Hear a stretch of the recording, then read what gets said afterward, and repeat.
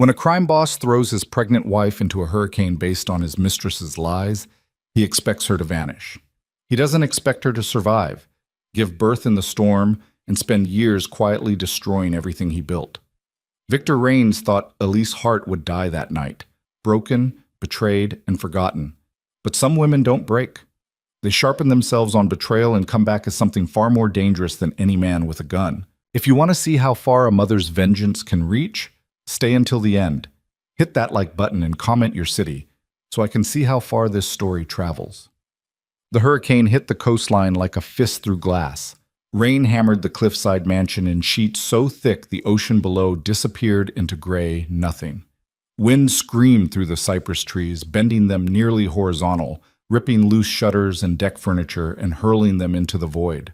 The house, a sprawling modern fortress of steel and stone, shuddered with each gust, its floor-to-ceiling windows rattling in their frames like chattering teeth. Inside, Elise Hart stood in the great room, one hand pressed to the small of her aching back, the other cradling the tight swell of her belly.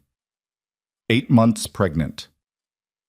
The baby had been kicking all day, restless and insistent, as if he could sense the storm coming. She'd spent the afternoon preparing, filling bathtubs with water, charging flashlights, moving candles to every room. Victor's security team had locked down the perimeter, boarding windows and activating backup generators. Standard protocol when weather turned violent. What she hadn't prepared for was the sound of Victor's Escalade tearing up the driveway at 70 miles an hour, spraying gravel like shrapnel. Elise's stomach dropped. He wasn't supposed to be here. Victor had left 3 days ago for Miami. Meetings, he'd said, the kind that required his personal attention. He never cut business short. Never. And he certainly never drove like a man fleeing something. The front door exploded inward. Victor Raines entered like a natural disaster of his own making. 6'3", broad-shouldered, moving with the coiled energy of a boxer between rounds. His tailored suit was soaked, rain dripping from his dark hair, and his face, that handsome, brutal face that had once made Elise's heart race, was set in an expression she'd seen before. The look he wore when someone owed him money they'd never pay back. When accounts needed settling. Victor. Elise took an instinctive step back. What's wrong? What happened? He didn't answer, didn't even look at her, because he wasn't alone. Marla Voss stepped through the doorway behind him, and Elise's blood turned to ice water. Marla. Victor's latest acquisition.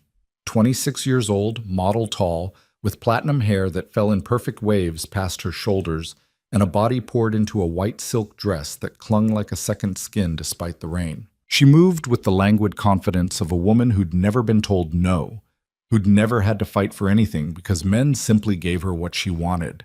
Elise had met her exactly twice, both times at Victor's side during business dinners, where Marla draped herself over him like expensive jewelry. Both times, Marla had looked at Elise with barely concealed amusement, the way you'd look at outdated furniture someone had forgotten to replace. Victor. Elise's voice came out smaller than she intended. Why is she here? Marla's smile was all teeth. Hello, Elise. Love what you've done with the place. Very domestic. Victor crossed to the bar without a word, poured 3 fingers of scotch, and drank it in one swallow. His knuckles were white around the glass. Outside, lightning split the sky, turning the windows into sheets of white fire. Thunder followed immediately, a bone-deep boom that rattled the chandelier. I asked you a question. Elise forced herself to stand straighter, to push past the fear crawling up her spine. What's going on? Victor finally looked at her. His eyes were flat, empty, the way they got before he hurt someone. How long? His voice was quiet, deadly quiet. How long what? How long have you been feeding information to the feds? The words hit like a slap. Elise actually stumbled, catching herself on the arm of the sofa. What? Victor, I haven't. Don't. He slammed the glass down so hard it cracked. Don't you fucking lie to me. I'm not lying. Her heart was hammering now, genuine panic flooding her system. I don't know what you're talking about. I would never. Show her, Victor said. Marla's smile widened. She pulled out her phone, the latest model, encased in rose gold, and tapped the screen. Then she crossed the room, heels clicking on the marble floor, and held it out to Elise. "This was recorded 2 weeks ago," Marla said sweetly. "Outside the federal building downtown. That is you, isn't it?" Elise took the phone with shaking hands. The audio was tinny but clear. A woman's voice, her voice, she realized with dawning horror, speaking in low, urgent tones. "I can get you the wire transfers, offshore accounts in the Caymans, but I need protection for my baby. Full immunity, witness protection, the works. Victor can never know I was the source." Another voice, male, official sounding. "We can arrange that, Mrs. Raines. Once we verify the information, I'm not Mrs. Raines anymore," her voice cut in. "After this, I want nothing to do with that name. Nothing to do with him." The recording ended. Elise stared at the phone, her mind reeling. "This isn't real. Victor, this isn't... I've never been to the federal building. I've never spoken to any agents. This is fake." "Fake." Victor laughed, a harsh, humorless sound. "You think I'm stupid? That's your voice, Elise. Your fucking voice." "It's not." She thrust the phone back at Marla. "It's doctored. It's AI or editing or... Victor, please, you have to listen to me. I would never betray you. Never. You're my husband. You're..." "Stop talking." He closed the distance between them in 3 strides. Up close, she could smell the scotch on his breath, see the muscle ticking in his jaw. 5 years. 5 years I gave you everything. This house, security, my name. And the whole time you were planning to put a knife in my back. No. Tears blurred her vision. "No, Victor, I swear. The feds raided 3 of my warehouses this morning. Simultaneous strikes. They knew exactly where to look, exactly what they'd find. 4 of my guys are in custody. 40 million in product, gone. Someone gave them that information, Elise." "It wasn't me." "Then who?" He grabbed her arm, not hard enough to bruise, but firm enough to make his point. "Who else knows those locations? Who else has access to my schedule, my meetings, my fucking life?" "I don't know." She was crying openly now, huge gasping sobs that made her belly tighten painfully. "Victor, please, look at me. Look at me. You know me. You know I wouldn't... I thought I knew you." He released her arm, stepping back like touching her disgusted him. "Apparently I was wrong."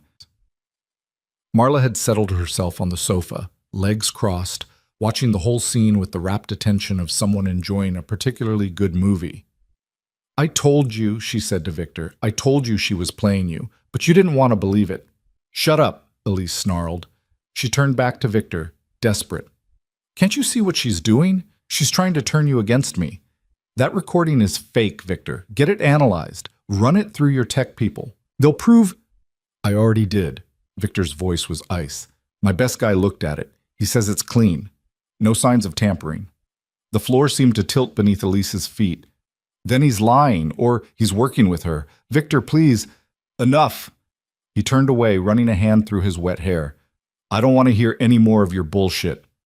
Outside, the wind reached a new pitch, a howling, shrieking thing that sounded almost alive. Something heavy crashed against the house, a tree branch maybe, or part of the terrace furniture. Elise pressed both hands to her belly, feeling the baby move. Miles. She'd already picked the name, though she hadn't told Victor yet. Miles, because it meant soldier, protector, because she'd wanted their son to be strong. "What are you going to do?" she whispered. Victor poured another scotch. "Haven't decided yet." "Kill her," Marla said pleasantly. "That's what you do to traitors, isn't it? That's what you told me. No one betrays Victor Raines and lives to talk about it." "Marla," there was a warning in his voice. "I'm just saying." She examined her nails, perfect white crescents. "If you let her walk, what message does that send? That you're soft? That pregnancy makes you weak? Your enemies will eat you alive." "I'm not your enemy," Elise's voice cracked. "Victor, I'm your wife. I'm carrying your child." "Are you?" Marla cocked her head. "Because I have to wonder, if you've been meeting with federal agents, who else have you been meeting with? How do we know that baby is even Victor's?" The accusation was so absurd, so vicious, that for a moment Elise couldn't breathe. "You bitch!" Marla's smile never wavered. "Victor's had that vasectomy reversed for what, 6 months? And suddenly you're pregnant? Convenient timing." Victor. Elise's voice shook. Tell her she's wrong. But Victor said nothing. He stood at the window, staring out at the storm, his reflection ghostly in the rain-streaked glass. And in that silence, Elise understood. He wanted to believe it. Wanted an excuse to be rid of her, the wife who'd become boring, who'd traded cocktail dresses for maternity clothes, who spent her days reading pregnancy books instead of looking decorative at his arm. Marla was offering him a way out, gift wrapped in betrayal and doubt. Fine, Elise straightened, wiping her eyes. Her hands were shaking, but her voice came out steady. You want me gone? I'll go. Tonight. I'll pack a bag. I'll leave. And you'll never have to see me again. Just let me go, Victor. Please. For what we had, if nothing else, just let me go. Oh, sweetie, Marla stood, smoothing her dress. That's not how this works. You don't get to walk away clean. You don't get to disappear and start a nice little life somewhere with Victor's money and Victor's secrets in your head. I don't want his money. Elise's voice rose. I don't want anything. I just want... Victor. Marla moved to his side, running one manicured hand up his arm. Baby, you know what needs to happen here. You know what she deserves. Victor's jaw tightened. I'm not killing a pregnant woman. I'm not saying kill her. Marla's voice dropped to something soft, persuasive. I'm saying teach her a lesson. Show her what happens when someone betrays you. Make sure she understands the cost. Marla, or don't. She shrugged. Let her go. And when she testifies against you, when she puts you in prison for the rest of your life, remember that I warned you. Remember that I tried to protect you, and you chose her instead. Lightning flashed again, thunder. The lights flickered. Victor turned from the window, looked at Elise. His expression was unreadable. Please, Elise whispered. Victor, please. If you ever loved me, I did love you. His voice was quiet, almost sad. That's what makes this so much worse. He moved fast. Elise didn't have time to run, to scream, to do anything but gasp as his hand closed around her upper arm and he dragged her toward the terrace doors. She stumbled, her pregnant belly throwing off her balance, and pain shot through her lower back. Victor, stop, please. He unlocked the terrace doors with his free hand. Wind exploded into the room, bringing rain and the smell of ozone and salt. The storm was a living thing out there, a howling, raging beast that wanted to devour everything. Victor, no, no! He shoved her through the doorway. The wind hit her like a truck. Elise's feet slid on the wet stone, and she went down hard on her hands and knees. Rain soaked through her clothes in seconds, heavy, cold drops that felt like fists. She couldn't see, couldn't breathe, could barely hear her own screams over the roar of the storm. She crawled back toward the doors. Victor, please! Through the rain, she saw him standing in the doorway. Marla beside him, her arm around his waist, her head on his shoulder, watching. I'm sorry, Elise, Victor said. Or maybe he didn't say it. Maybe she just read his lips. But you did this to yourself. The doors slammed shut. Elise threw herself against them, pounding with both fists. Victor, Victor, please, the baby. Think about the baby. She saw him turn the lock, saw him close the curtains, saw the lights inside warm and safe and utterly unreachable. No, no, please, please don't do this. Lightning turned the world white. Thunder shook the terrace beneath her, and Elise understood with a clarity that cut through the panic that she was going to die out here. Victor had thrown her away, literally thrown her into a hurricane, left her to drown or freeze or be blown off the cliff into the rocks below. And when the storm passed, he'd tell people she'd run, or snapped, or disappeared. No one would question it. Victor Raines didn't answer to anyone. Another contraction hit, harder than before, a vicious band of pain that wrapped around her entire midsection and squeezed. Elise doubled over, gasping. Too early. It was too early. She had 4 weeks left. The baby wasn't ready. This couldn't be happening. The contraction passed. She forced herself upright, clinging to the door handle. Her hair was plastered to her face, her clothes heavy with rain. She could barely feel her hands. Think. She had to think. The terrace wrapped around 3 sides of the house. If she could get to the side entrance, the door that led to the mudroom, maybe it was unlocked. Maybe she could get back inside. Elise pushed away from the door, using the wall for support. The wind tried to tear her away, but she held on, moving inch by inch along the terrace. Her feet were numb. Everything was numb except her belly, which had gone tight and hard again. Not now. Please, not now. She rounded the corner. The side terrace was narrower, more exposed. A patio chair shot past her head, missing by inches, and exploded against the railing. Elise screamed, "Keep moving! Just keep moving!" The mudroom door, she could see it, 20 feet, 15. Another contraction slammed into her. This one drove her to her knees. She felt something give way inside her, a wet warmth between her legs that had nothing to do with the rain. Her water had broken. "No," the word came out as a sob. "No, no, no, please." She crawled. There was no dignity left, no pride, nothing but animal desperation. Crawled through the rain and wind, through the pain that was building and building, until her fingers touched the mudroom door handle. Locked. Elise wanted to scream, to rage, to pound against the door until her hands broke. But she couldn't. Couldn't waste the energy. The baby was coming. Right now, in the middle of a hurricane, 8 months pregnant and completely alone, the baby was coming. She dragged herself to the corner where the terrace met the wall, the only spot with any shelter from the wind. Wedged herself there, knees pulled up as much as her belly allowed. Rain poured over her. Lightning turned everything into nightmare snapshots. Flashes of terror separated by drowning darkness. The contractions were coming faster now, 2 minutes apart, 90 seconds. She was going to give birth in a hurricane. She was going to die in a hurricane. No. No. The word became a mantra, something to hold on to. She would not die. Would not let her son die. Victor could lock the doors, could turn his back, could choose his horror over his wife, but he could not kill her. Would not kill her. Elise pressed both hands to her belly. "Hold on," she whispered. "Just hold on, baby. We're going to be okay. Mommy's going to get us out of here, I promise. I promise." The baby kicked, and Elise began to plan. The gates. If she could get to the front gates, she could get out. They were locked, but there was an override panel. She'd watched security use it 100 times, a 6-digit code that opened everything. Victor's birthday, backward. It was insane. The gates were a quarter-mile down the driveway. In this storm, pregnant, in labor, it was suicide. But staying here was certain death. Another contraction. Elise bit through her lip, tasting blood. When it passed, she started moving. Not crawling this time, standing, using the wall, the railing, anything she could grab.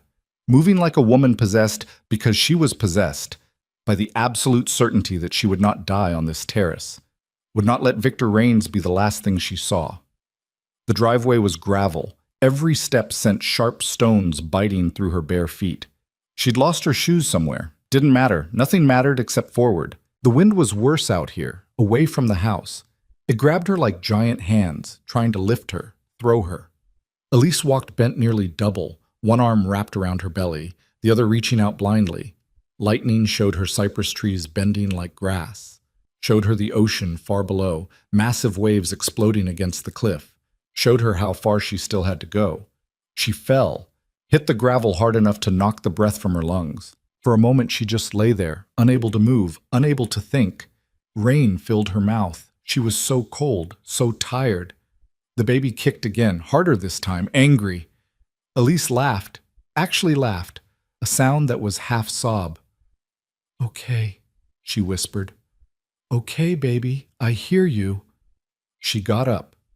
The gates appeared out of the rain like a miracle. Iron. 12 feet tall. Beautiful and terrible. Elise slammed into them, fingers scrabbling for the override panel. There, the little metal box, water streaming over its keypad. Victor's birthday backward. 190872. She punched in the numbers. Her hands were shaking so badly she had to try 3 times. The panel beeped. The gate shuddered. Nothing happened. "No." Elise hit the panel with her fist. "No, no, no!" She tried again. Same code. The panel beeped. The gates didn't move. He'd changed it. Of course he'd changed it. Probably the second he threw her outside, making sure she couldn't escape. Elise's legs gave out. She collapsed against the gates, clinging to the iron bars, and for the first time she let herself really, truly despair. This was it. This was how it ended. She'd made it so far, fought so hard, but it wasn't enough. It was never going to be enough. A contraction hit, the worst one yet. It felt like her body was tearing itself apart. Elise heard herself screaming, a raw animal sound that the storm swallowed instantly. When it passed, she was lying in the gravel. Rain pooled around her. She couldn't feel her hands anymore. Couldn't feel anything except the pain building again, the baby pressing down, demanding to be born. Here. She was going to give birth here, in the mud and rain, and they were both going to die. Headlights. At first Elise thought she was hallucinating, but no. There, coming up the road beyond the gates, a black SUV, moving too fast for the conditions, hydroplaning on the flooded pavement. She tried to stand, couldn't, tried to scream, no sound came out. The SUV skidded to a stop. The driver's door opened. A man got out. Tall, broad-shouldered, moving with military precision despite the wind. He ran to the gates. Jesus Christ! His voice was rough, deep. Ma'am? Ma'am, can you hear me? Elise managed to lift her head. Help, she croaked. Please, help me. Hold on. He grabbed the gates, testing them, locked solid. He swore. I'm going to get you out of there. Just hold on. He ran back to the SUV, returned with a crowbar. Move back if you can, he shouted over the storm. Elise crawled backward. The man wedged the crowbar into the gate mechanism and threw his whole weight against it. Nothing. He tried again. The gates groaned but held. Vish. Fuck this. He dropped the crowbar, grabbed the gates with both hands, and pulled. The gates screamed. Metal shrieked against metal. And slowly, impossibly, they began to bend. Not much. Just enough. A gap, maybe 18 inches wide. Come on. He reached through, extending his hand. You have to help me. Come on. Elise crawled forward. His hand closed around her wrist, strong, calloused, absolutely certain. He pulled. She pushed. For one horrible moment, she thought she was stuck, thought her belly was too big, but then she was through, collapsing in the mud on the other side. The man scooped her up like she weighed nothing, carried her to the SUV and put her in the back seat, slammed the door against the wind. Hospital, Elise gasped. Need hospital. Which one? He was already climbing into the driver's seat, starting the engine. No. She grabbed his shoulder. Not St. Catherine's, not Mercy General. He owns them. He'll find me. The man looked at her in the rearview mirror. His eyes were gray, steady. Who will find you? My husband. Another contraction. Elise's fingers dug into the seat. He did this. He locked me out. He wants me dead. Something flickered across the man's face. Understanding, rage, decision. Okay, he said quietly. Not a hospital. I know a place. A clinic. Off the books. They'll take care of you. The baby.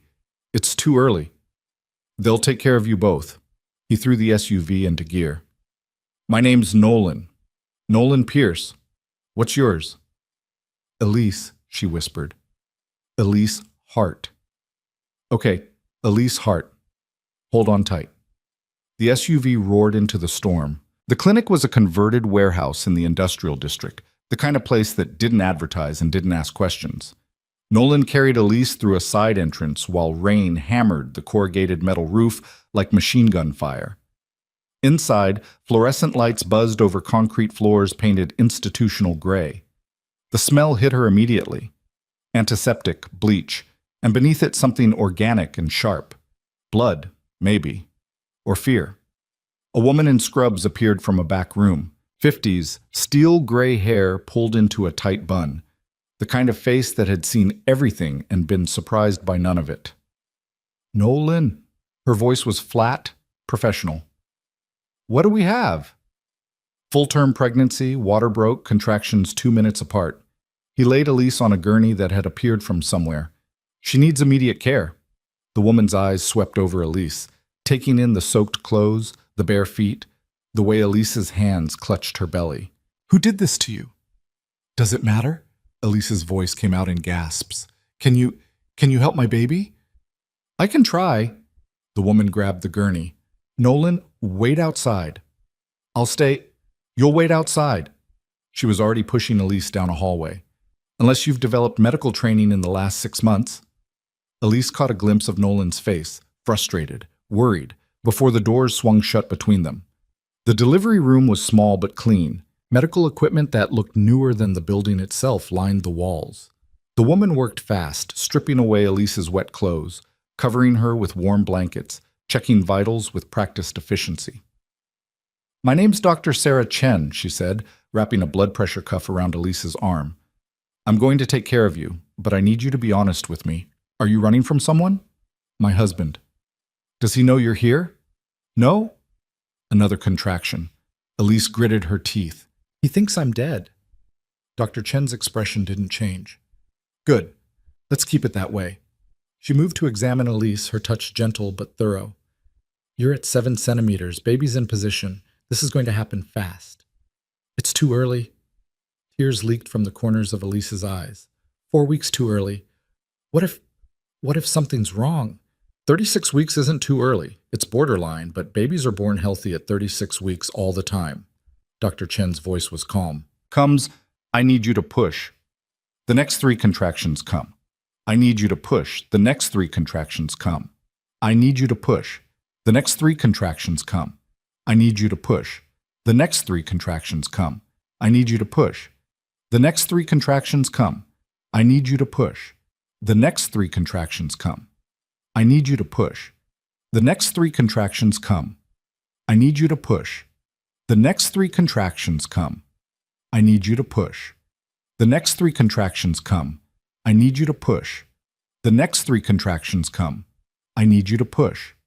The next 3 contractions come. I need you to push. The next 3 contractions come. I need you to push. The next 3 contractions come. I need you to push. The next 3 contractions come. I need you to push. The next 3 contractions come. I need you to push. The next 3 contractions come. I need you to push. The next 3 contractions come.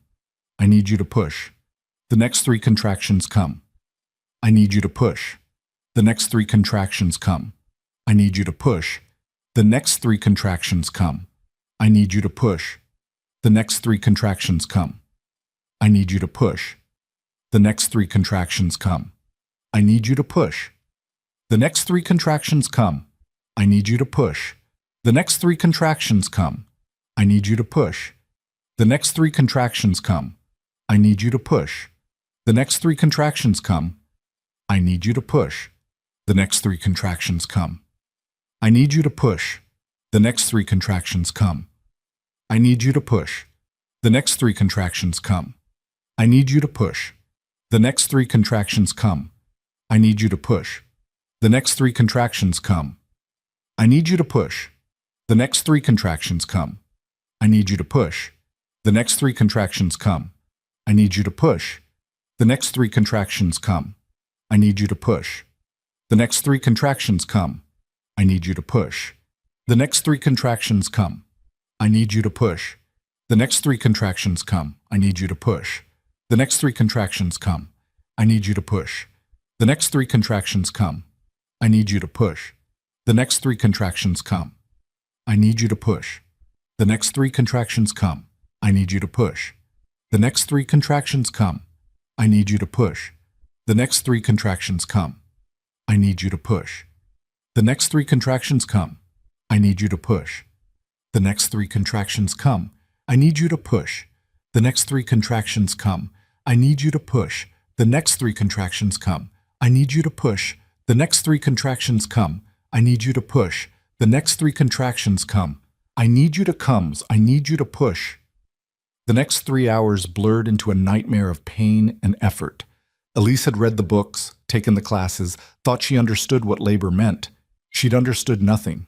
This was her body turning inside out, every muscle screaming, while Dr. Chen's voice cut through the haze with commands that Elise obeyed on pure instinct. Push. Breathe. Push again. Somewhere in the middle of it, Elise started laughing. Actual laughter, edged with hysteria because this was insane. She was giving birth in an illegal clinic while her husband thought she was dying in a hurricane. She didn't know the name of the man who'd saved her, didn't know where she was or what would happen after this.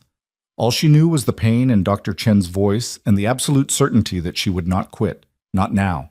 Not ever. "One more push, doctor," Chen said. "Come on, Elise, one more." Elise bore down with everything she had left. And then, crying. Not her crying, a baby's cry. High and angry and absolutely perfect. "It's a boy!" Dr. Chen lifted him, and Elise saw her son for the first time. Tiny, red-faced, covered in vernix and blood and screaming his fury at the world. The most beautiful thing she'd ever seen. "Miles," Elise whispered. "His name is Miles." "Doctor." Chen cleaned him quickly, efficiently, then placed him on Elise's chest, skin to skin. His crying stopped almost immediately. He was warm, solid, real. His eyes, dark blue, unfocused, opened and seemed to look right at her. "Hi, baby," Elise whispered.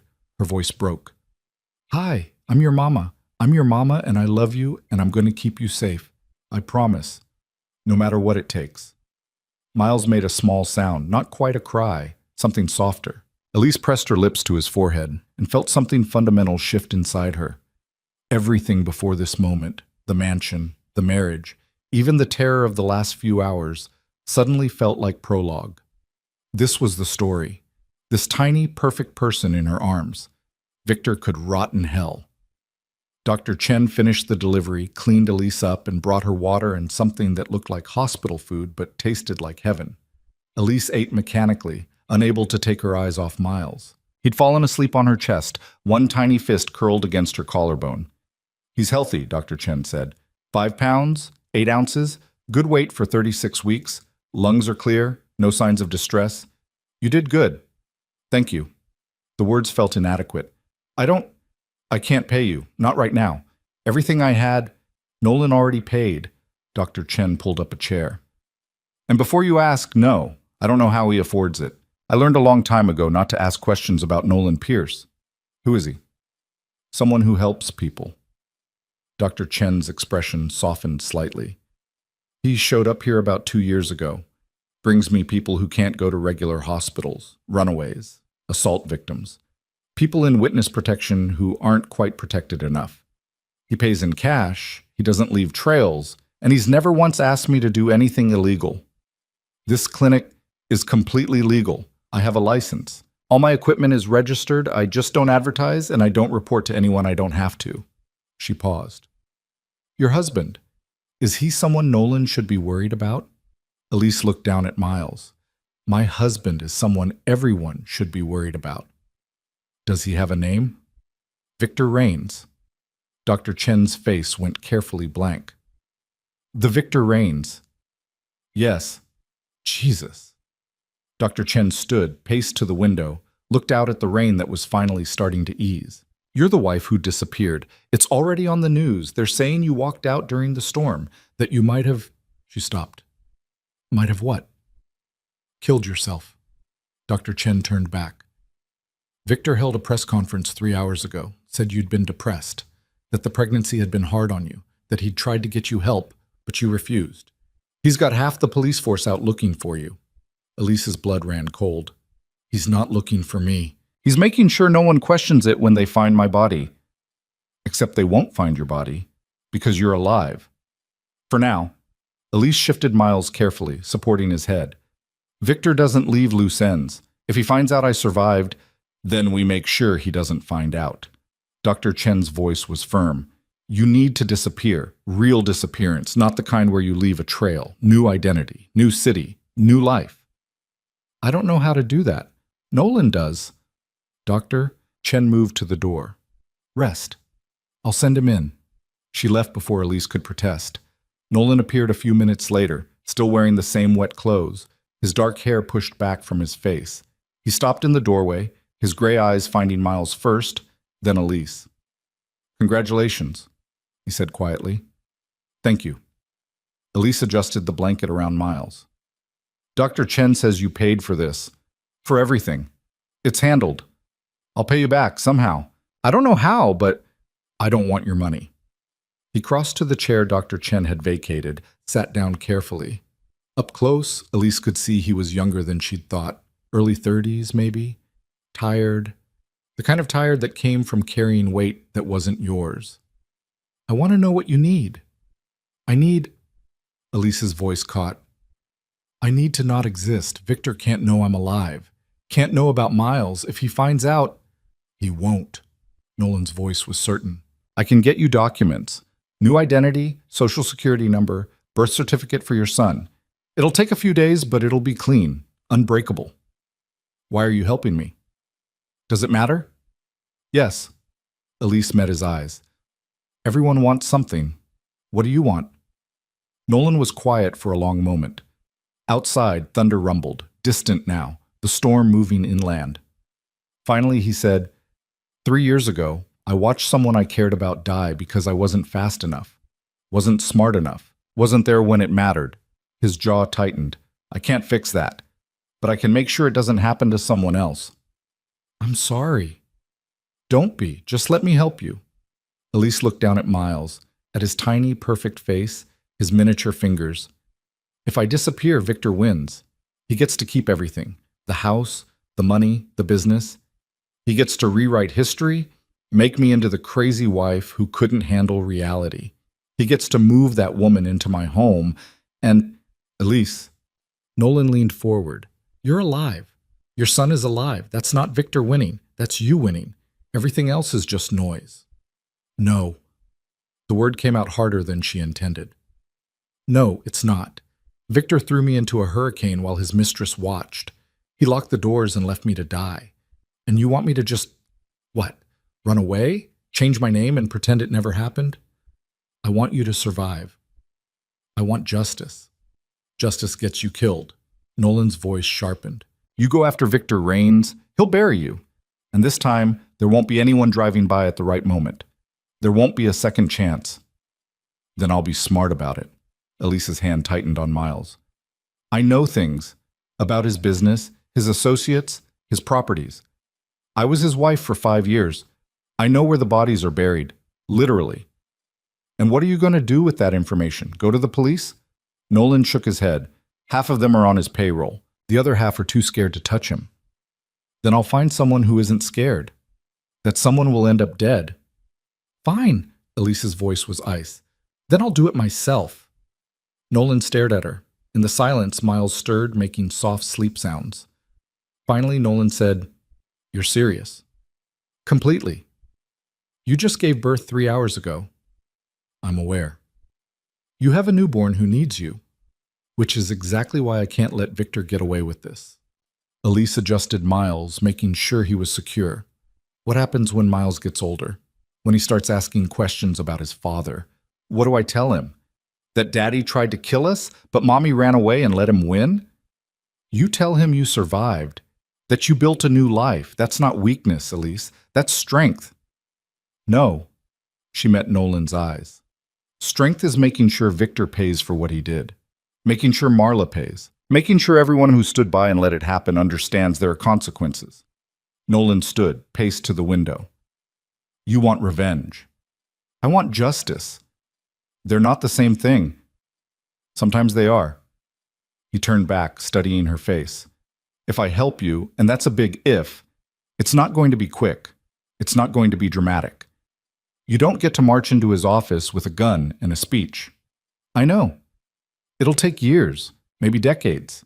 And at the end of it, there's no guarantee it'll work. I don't need a guarantee. Elise's voice was steady, certain.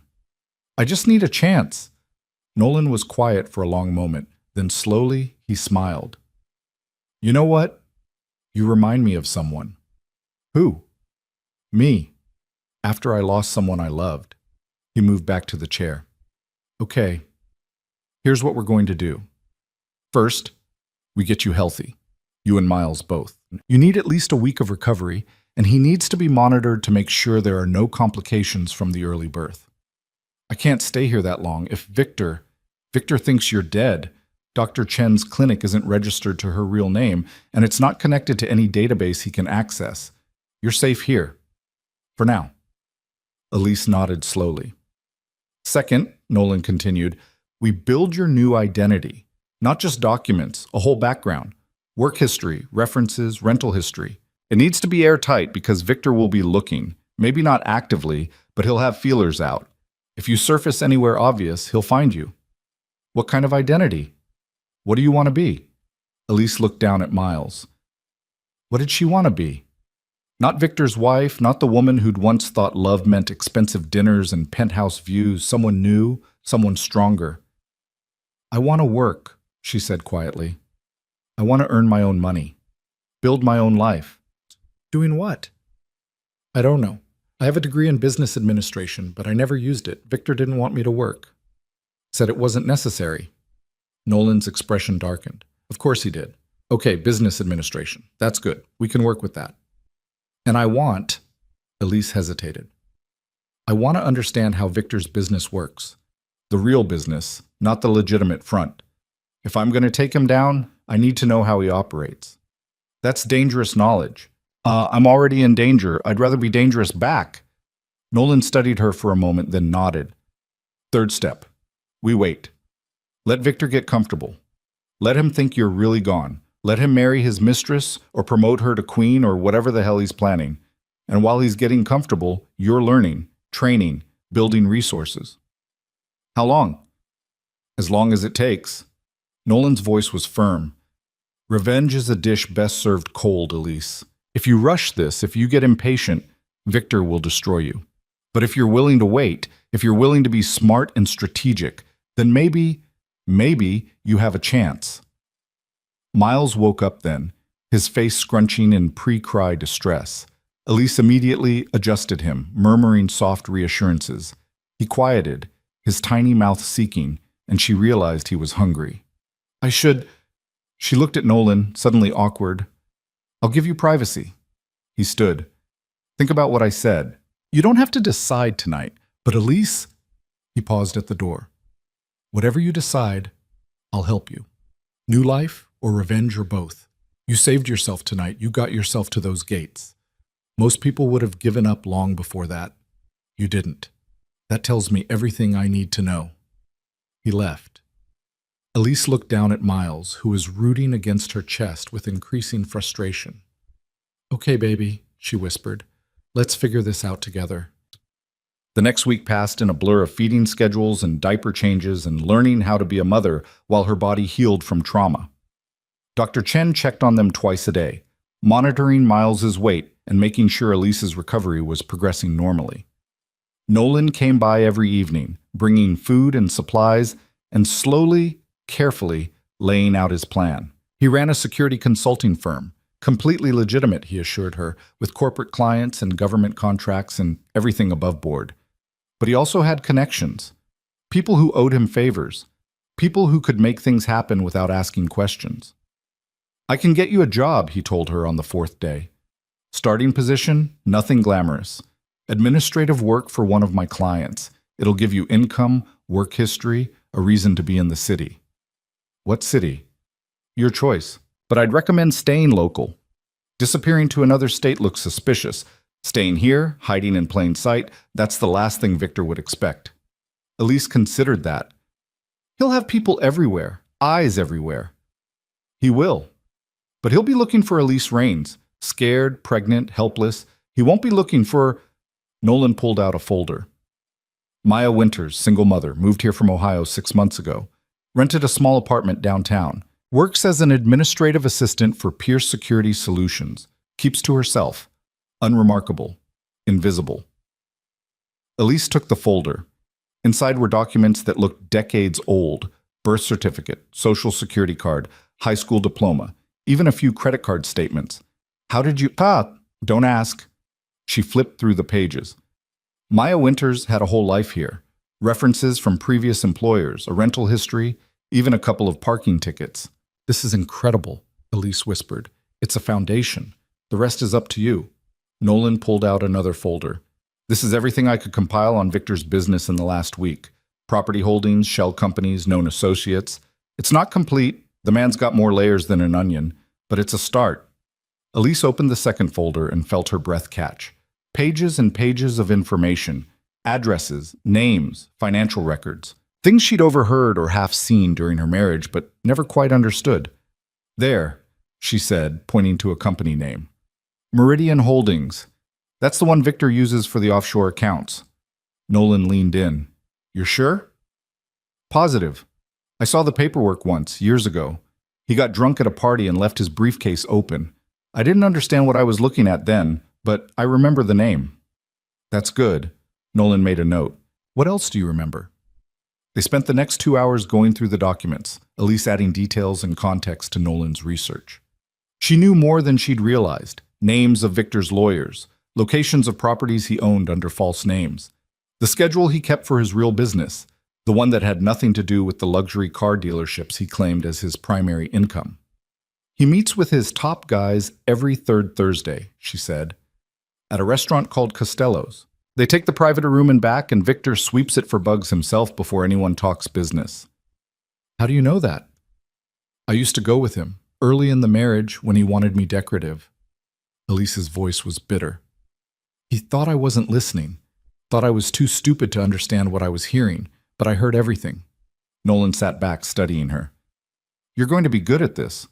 At what? Taking him apart. He closed the folder. Most people, they want revenge. They think it means violence, guns and blood and dramatic confrontations. But the best revenge is legal, strategic. You don't shoot someone like Victor Raines. You dismantle him. You take away everything that makes him powerful, piece by piece, until there's nothing left but a man standing in the ruins of his own empire. And then? Then you walk away. Because you've already won. Elise looked down at Miles, sleeping peacefully in his bassinet beside her bed. What if walking away isn't enough? Then you haven't really won. Nolan's voice was quiet. Elise, I've seen what revenge does to people. It eats them alive, turns them into the thing they're fighting against. You don't want that. Not for yourself, and definitely not for your son. So what do I want? Justice. The legal kind. The kind where Victor ends up in prison or bankrupt or both. Where Marla loses everything she thought she'd gained. Where everyone who helped them, who turned a blind eye, faces consequences. He leaned forward. That's not revenge. That's accountability. And it's a hell of a lot more satisfying than putting a bullet in someone. Elise considered that. Outside, she could hear the city waking up. Traffic, voices, the normal sounds of life continuing. Somewhere out there, Victor was living his life. Probably with Marla, in her house, in her bed, laughing about the stupid wife who died in a storm. The thought should have made her angry. Instead, she felt something colder, clearer. Okay, she said, teach me. Over the next 3 days, Nolan brought in specialists, a woman named Teresa who taught Elise how to move differently, talk differently, disappear into a new identity. A man called Jin who explained the basics of digital security, how to use encrypted communication, how to avoid leaving trails, how to research someone without them knowing they were being researched. And Nolan himself taught her the most important lesson, patience. Victor's not going anywhere, he said. His business is built on relationships that took decades to establish. You can't topple that overnight. But you can chip away at it, one contract at a time, one ally at a time, until the whole thing collapses. How long will that take? Years. Maybe 5. Maybe 10. Elise looked at Miles. He was a week old now, already growing, already changing. In 5 years, he'd be in kindergarten. In 10, he'd be in middle school. I can wait, she said quietly. For him, I can wait as long as it takes. On the 8th day, Dr. Chen cleared them both for discharge. Miles was healthy, hitting all his milestones. Elise's body had healed remarkably well, considering the trauma it had endured. You're lucky, Dr. Chen said. Lucky to be alive. Lucky to have a healthy son. Lucky that Nolan found you. I know. Elise held Miles close. Thank you for everything. Stay smart. Stay hidden. And if you ever need medical care again, for any reason, you come back here. Understand? Elise nodded. Nolan drove them to the apartment he'd rented under Maya Winter's name. It was small, a one-bedroom on the 4th floor of a building that had seen better days, but it was clean and furnished and, most importantly, untraceable to Victor Raines. Welcome home, Nolan said, carrying Miles's car seat inside. Home. The word felt strange. This wasn't home. Home had been the mansion on the cliff. But that wasn't hers anymore. Maybe it had never really been hers. This was hers. This small, shabby apartment with its worn carpet and humming refrigerator. This was where she'd build her new life, where she'd raise her son, where she'd plan Victor's destruction. "There's a crib in the bedroom," Nolan said, "and I stocked the kitchen with basics. Formula, diapers, all that stuff Dr. Chen said you'd need." "You didn't have to?" "Yes, I did." He set the car seat down carefully. "You start work in 2 weeks. That gives you time to settle in, get used to the routine. I'll have Teresa check in every few days, make sure you're adjusting to the identity." "What will I be doing? At your company?" "Filing, data entry, answering phones, boring stuff." He smiled slightly. "But you'll be in the office. You'll hear things, meet people, learn how legitimate security operations work, all of which will be useful when you're ready to move against Victor. And you're just, what, going to let me use your company as cover? I'm going to employ you, pay you a fair wage, teach you everything I know about security, investigation, and strategic planning." Nolan's expression was serious. "In return, you keep your head down, you don't take unnecessary risks, and you remember that Miles comes first, always. If there's ever a choice between revenge and your son's safety, you choose your son. Deal?" Elise looked at Miles, sleeping peacefully in his car seat. "Deal." "Good." Nolan moved to the door. "I'll be in touch. You have my number if you need anything." "Nolan," Elise caught his arm. "Why are you really doing this? And don't tell me it's because of someone you lost. There's more to it." He looked at her for a long moment. "Victor Reigns is everything wrong with this city. He breaks laws, destroys lives, and walks away clean because he's got money and connections and enough fear to keep everyone in line. I've been trying to bring him down for 3 years. Every lead goes nowhere. Every witness disappears or recants. Every investigation hits a wall." He paused. "Then you appear. Victor's wife, the one person who knows where all the bodies are buried, the one person he thinks is dead and can't defend against. You're not just looking for revenge, Elise. You're my best chance at justice. So I'm useful to you. We're useful to each other." He smiled. "Seems like a fair arrangement to me." After he left, Elise sat in the apartment's single armchair, holding Miles, looking out the window at a city that suddenly felt full of possibility. Somewhere out there, Victor was living his life. Somewhere out there, Marla was probably already redecorating the mansion, erasing every trace of Elise's existence. Let them think they'd won. Let them get comfortable, complacent, convinced that the problem named Elise Hart had been solved. Because Maya Winters was just getting started. 3 years passed like water through fingers. Maya Winters became real in ways that Elise Hart had never been. She woke at 6 every morning to Miles's cheerful babbling, made oatmeal in the tiny kitchen while he played with blocks on the floor, dropped him at daycare by 8, and arrived at Pierce Security Solutions by 8:30. She filed reports, answered phones, scheduled appointments, and slowly, so slowly no one noticed, absorbed everything. Nolan's company handled security for some of the city's largest corporations. Banks, tech firms, shipping companies. The kind of businesses that moved serious money and needed serious protection. Maya sat at the front desk and smiled pleasantly while executives discussed contracts in the conference room. She brought coffee to meetings and took notes that no one bothered to review. And she listened. Within 6 months, she understood how corporate security actually worked. The vulnerabilities, the protocols, the ways that money moved between legitimate businesses and the less legitimate operations that supported them. Within a year, Nolan had promoted her to junior analyst. Nothing flashy, just enough responsibility to justify her presence in deeper conversations. She compiled threat assessments, researched potential clients, and occasionally sat in on contract negotiations. And every piece of information she gathered, she filtered through one question: how does this connect to Victor? The connections were everywhere once she knew how to look. Victor's legitimate business, Reigns Automotive Group, a chain of luxury car dealerships, did extensive work with Harborview Bank. Harborview Bank was a client of Pierce Security. Maya worked the Harborview account, which meant she saw their transaction records, their security protocols, their communication patterns. She saw the irregular transfers, the accounts that didn't quite match the business activity. the timing that suggested someone was moving money through the bank to avoid scrutiny. "Nolan," she said one evening, staying late after everyone else had gone home, "I need you to look at something." He came to her desk, still wearing his tie despite the hour. Nolan never fully relaxed, she'd learned, never quite let his guard down. It was one of many things they had in common. She pulled up the Harborview records on her screen. "These accounts. See the pattern?" Nolan leaned in, scanning the data. His jaw tightened. "Those are shell accounts." "I know. Routed through Meridian Holdings." "Victor's offshore company." "Yes."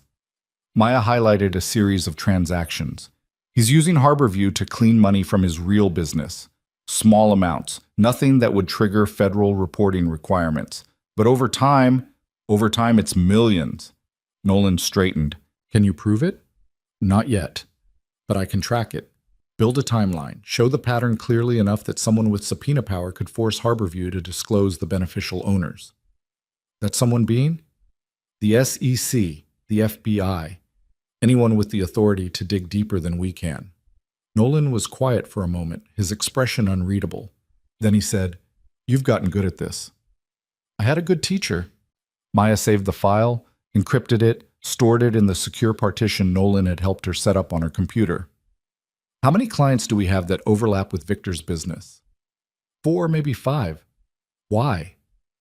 "Because if he's using Harborview, he's probably using the others too. Different methods, different accounts, but the same basic structure. He's not creative enough to develop multiple systems. He finds something that works and replicates it." "You sound like you know him pretty well." Maya's smile was cold. "I was married to him for 5 years. I know exactly how his mind works." She went home that night to find Miles already asleep, the babysitter reading on the couch. Mrs. Chen, no relation to Dr. Sarah Chen, was a widow in her 60s who lived 2 floors down and treated Miles like the grandson she'd never had. She was also one of the few people Maya trusted. "He ate all his dinner," Mrs. Chen reported, gathering her knitting, "and he wanted me to tell you about the dinosaur he made at preschool. Very important, apparently. I'll ask him about it tomorrow." Maya paid her, always in cash, always the same rate, nothing that would seem unusual, and locked the door behind her. Miles's room was barely big enough for his toddler bed and toy chest, but he'd decorated it himself with crayon drawings taped to every available surface.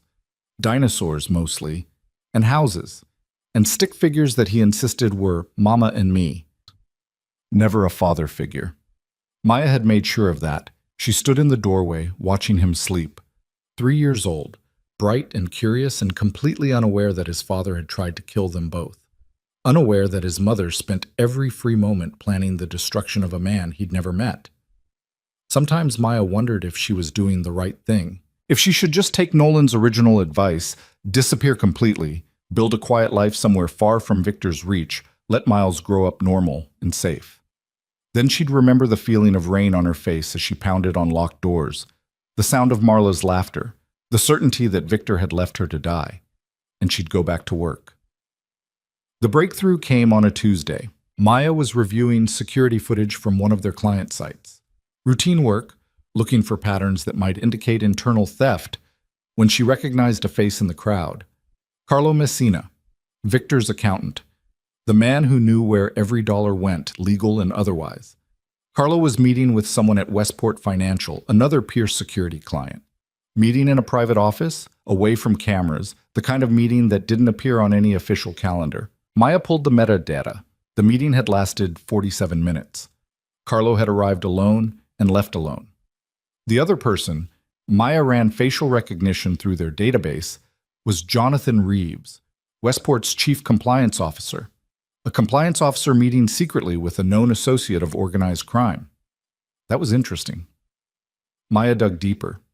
Reeves had been with Westport for 8 months. Before that, he'd worked at Harborview Bank. Before that, 3 other financial institutions, none of which he'd stayed at longer than a year.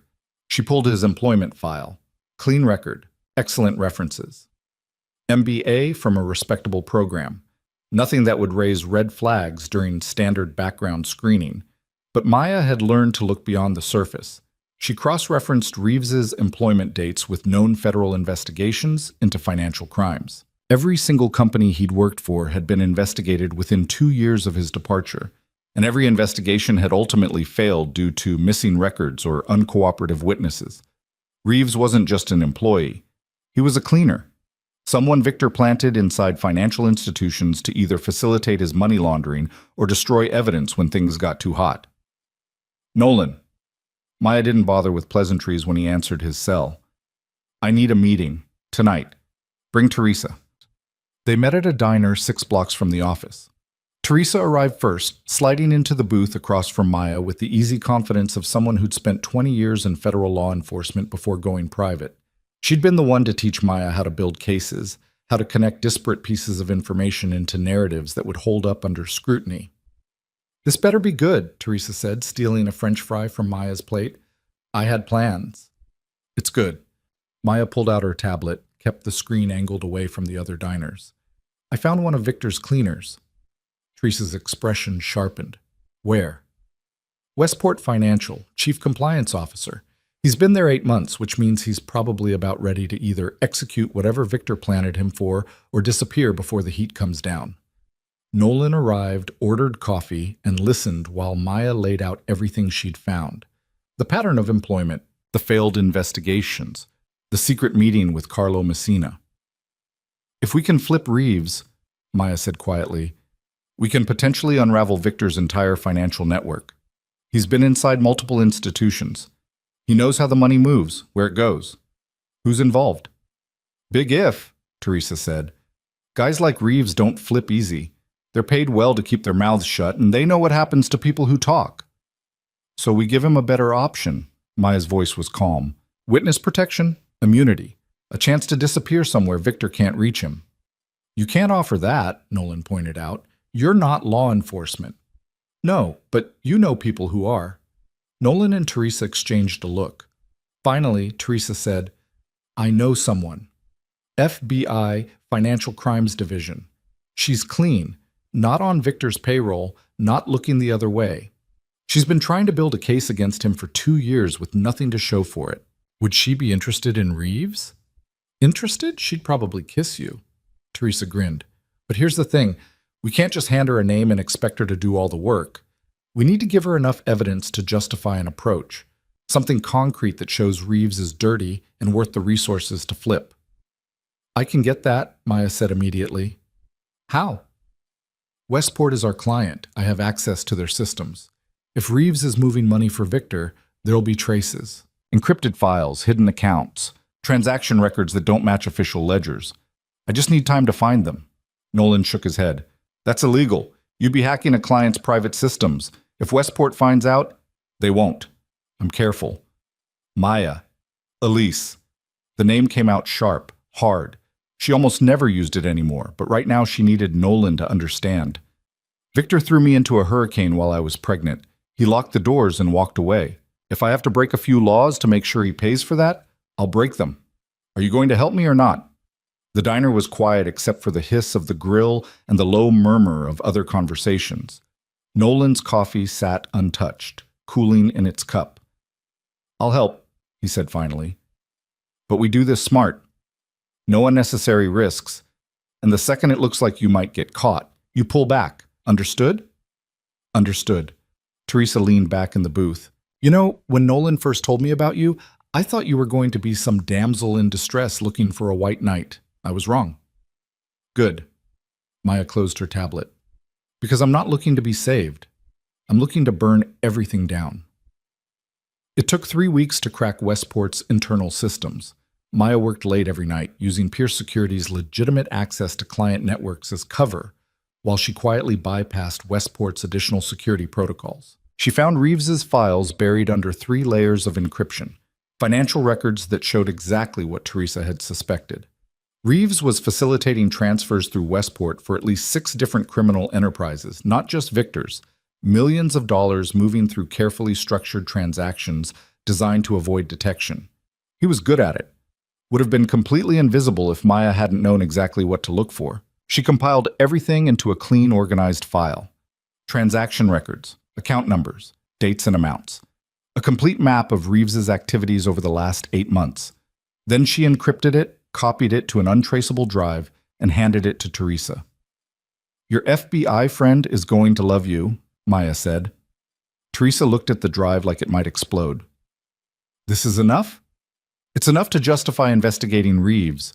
What she does with that investigation is up to her. And if Reeves doesn't flip, then at least we've burned one of Victor's cleaners.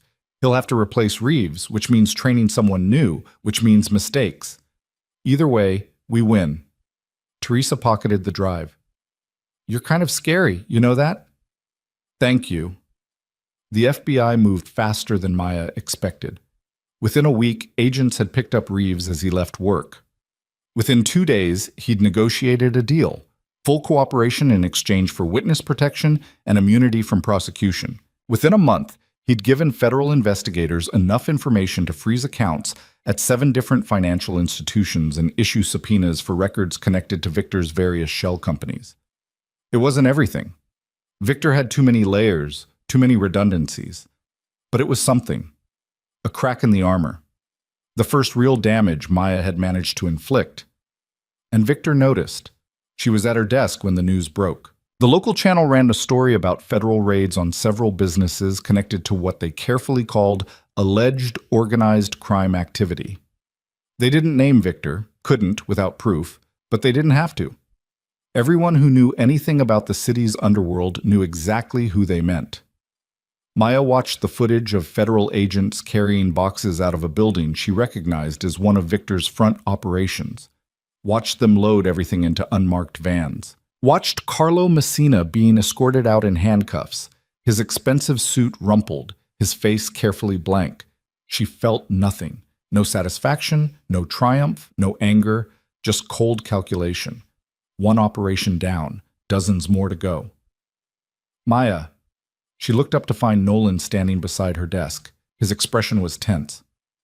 What's wrong? Conference room. Now. She followed him, her heart rate picking up. Something had happened. Something bad enough that Nolan couldn't discuss it in the open office. Teresa was already in the conference room, along with 2 people Maya didn't recognize. A man and a woman, both wearing the kind of suits that screamed federal agent. Maya Winters, the woman said. I'm Special Agent Rebecca Cole, FBI Financial Crimes Division. This is my partner, Agent Marcus Wong. We need to ask you some questions. Maya's stomach dropped. They knew. Somehow, they'd traced the Westport hack back to her. She was about to be arrested for... About Victor Raines, Agent Cole continued. We understand you may have information relevant to our investigation. The relief was so intense Maya almost laughed. I don't understand. I'm just an administrative assistant at a security firm. What would I know about Victor Raines? Agent Cole smiled slightly. Cut the crap, Ms. Winters. Or should I call you Mrs. Raines? The room went very still. Maya's mind raced. How did they know? She'd been so careful. The identity was perfect. There was no way to connect Maya Winters to Elise Hart unless... Jonathan Reeves gave us a lot of information, Agent Cole said, including an interesting story about how he first got recruited by Victor. Apparently 3.5 years ago, right after Victor's wife disappeared, Victor went on a hiring spree. Brought in new people at every company he had connections to. Reeves thought it was because Victor needed fresh faces after the publicity around his wife's disappearance. But we think it was because Victor was tying up loose ends, making sure no one who knew the old Mrs. Raines could make connections to wherever she'd gone. I still don't see what this has to do with me. Because Reeves remembers something else. He remembers Carlo Messina getting drunk at a party about 2 years ago and ranting about how Victor's dead wife had taken some information with her. Something about offshore accounts. Carlo said Victor had changed everything, moved everything, built new structures from scratch because he couldn't risk that the information was still out there somewhere. Agent Cole leaned forward. But here's the thing. Dead women don't take information anywhere. Dead women can't hurt you. Unless they're not actually dead. Maya kept her expression neutral. That's an interesting theory. It's more than a theory. Agent Wong spoke for the first time. We've been investigating Victor Raines for 3 years. Every lead goes nowhere. Every witness disappears. Every trail goes cold. But 6 months ago, things started changing. Small things at first. A cleaner gets identified. Accounts get frozen. Operations get disrupted. Someone started poking holes in Victor's empire, and that someone knew exactly where to poke. Good detective work? Maya suggested. Or inside knowledge. Agent Cole pulled out a folder. Maya Winters didn't exist 4 years ago. Perfect paper trail going back 6 months before that, but nothing earlier. No digital footprint, no social media, no school photos, nothing. Maya Winters was created by someone very good at creating identities. Lots of people start over. Maybe I had an abusive ex. Maybe I was in witness protection. There are plenty of legitimate reasons for a new identity. Absolutely. And normally we wouldn't care. Agent Cole opened the folder. Inside was a photo, surveillance footage from the night of the hurricane. Grainy, dark, but unmistakable. A woman being carried from an SUV into Dr. Chen's clinic. Maya's blood ran cold. "We've been watching Dr. Chen's clinic for unrelated reasons," Agent Wong said. "The woman in this photo matches Elise Rains' description. Height, build, hair color. And the date stamp matches the night Elise supposedly disappeared." Maya looked at Nolan. His face was carefully blank, but she could see the tension in his shoulders. He'd known this might happen, had probably tried to warn her in his subtle way, but she'd been too focused on Victor to consider that other people might be looking for Elise's heart. "Even if that's me in the photo," Maya said carefully, "that doesn't prove anything. Maybe I was hurt in the storm. Maybe someone brought me to a clinic. That doesn't make me Elise Rains." "No," Agent Cole agreed, "but combined with everything else, your knowledge of Victor's business, your position at a company that serves his associates, the timing of when things started going wrong for him, it paints a pretty clear picture." "So what do you want?" "We want Victor Rains in prison." Agent Cole's voice was flat, hard. "We want his entire organization dismantled, and we think you can help us do that." "Why would I help you?" "Because right now, you're conducting what amounts to a one-woman revenge campaign. It's impressive, don't get me wrong. You've done more damage in 3 years than we've managed in a decade. But you're going to get caught eventually. Victor's paranoid, and he's getting more paranoid every time something goes wrong. How long before he connects the dots? Before he realizes his dead wife is still alive and coming for him?" Maya said nothing. "We can protect you," Agent Cole continued. "Real protection, federal resources. And in exchange, you give us everything you have on Victor. Every document, every connection, every piece of evidence you've compiled. We build an airtight case and we put him away forever. And if I say no, then you keep playing your dangerous game, and when Victor finds you, and he will find you, we'll read about it in the papers." The threat hung in the air between them. Teresa cleared her throat. "Can we have the room? I need to consult with my client." The agents exchanged glances. "You have 30 minutes, Agent Cole said. "After that, we need an answer." They left. The moment the door closed, Maya turned to Nolan. "Did you set this up?" "No." His voice was firm. "I had no idea they were coming. Teresa?" "I gave them the Reeves information," Teresa admitted. "I didn't give them your name. They must have made the connections themselves." Maya paced to the window. Outside, the city sprawled in every direction, millions of people living lives that had nothing to do with Victor Rains or Elise Hart or the 3-year campaign of quiet destruction. "If I do this," she said slowly, "if I give them everything, I lose control. The case becomes theirs. The timeline becomes theirs. And if they screw it up, if Victor walks, then at least you tried through legal channels," Nolan finished. "Maya, they're right. You're good at this, but you're one person. Victor has resources you can't match. Eventually he'll figure out what's happening. And when he does, I know." Maya pressed her forehead against the cool glass. "I know what he'll do." She thought about Miles, about the life she'd built, about how much she'd already risked and how much more she stood to lose. She thought about Victor's face as he'd locked those terrace doors, about Marla's satisfied smile, and she thought about justice. Real justice. The kind that came with prison sentences and asset forfeiture and public exposure. "Okay," she said quietly. "I'll do it." Teresa let out a breath. "You're sure?" "No, but I'm doing it anyway." Maya turned from the window. "But I have conditions." "What conditions?"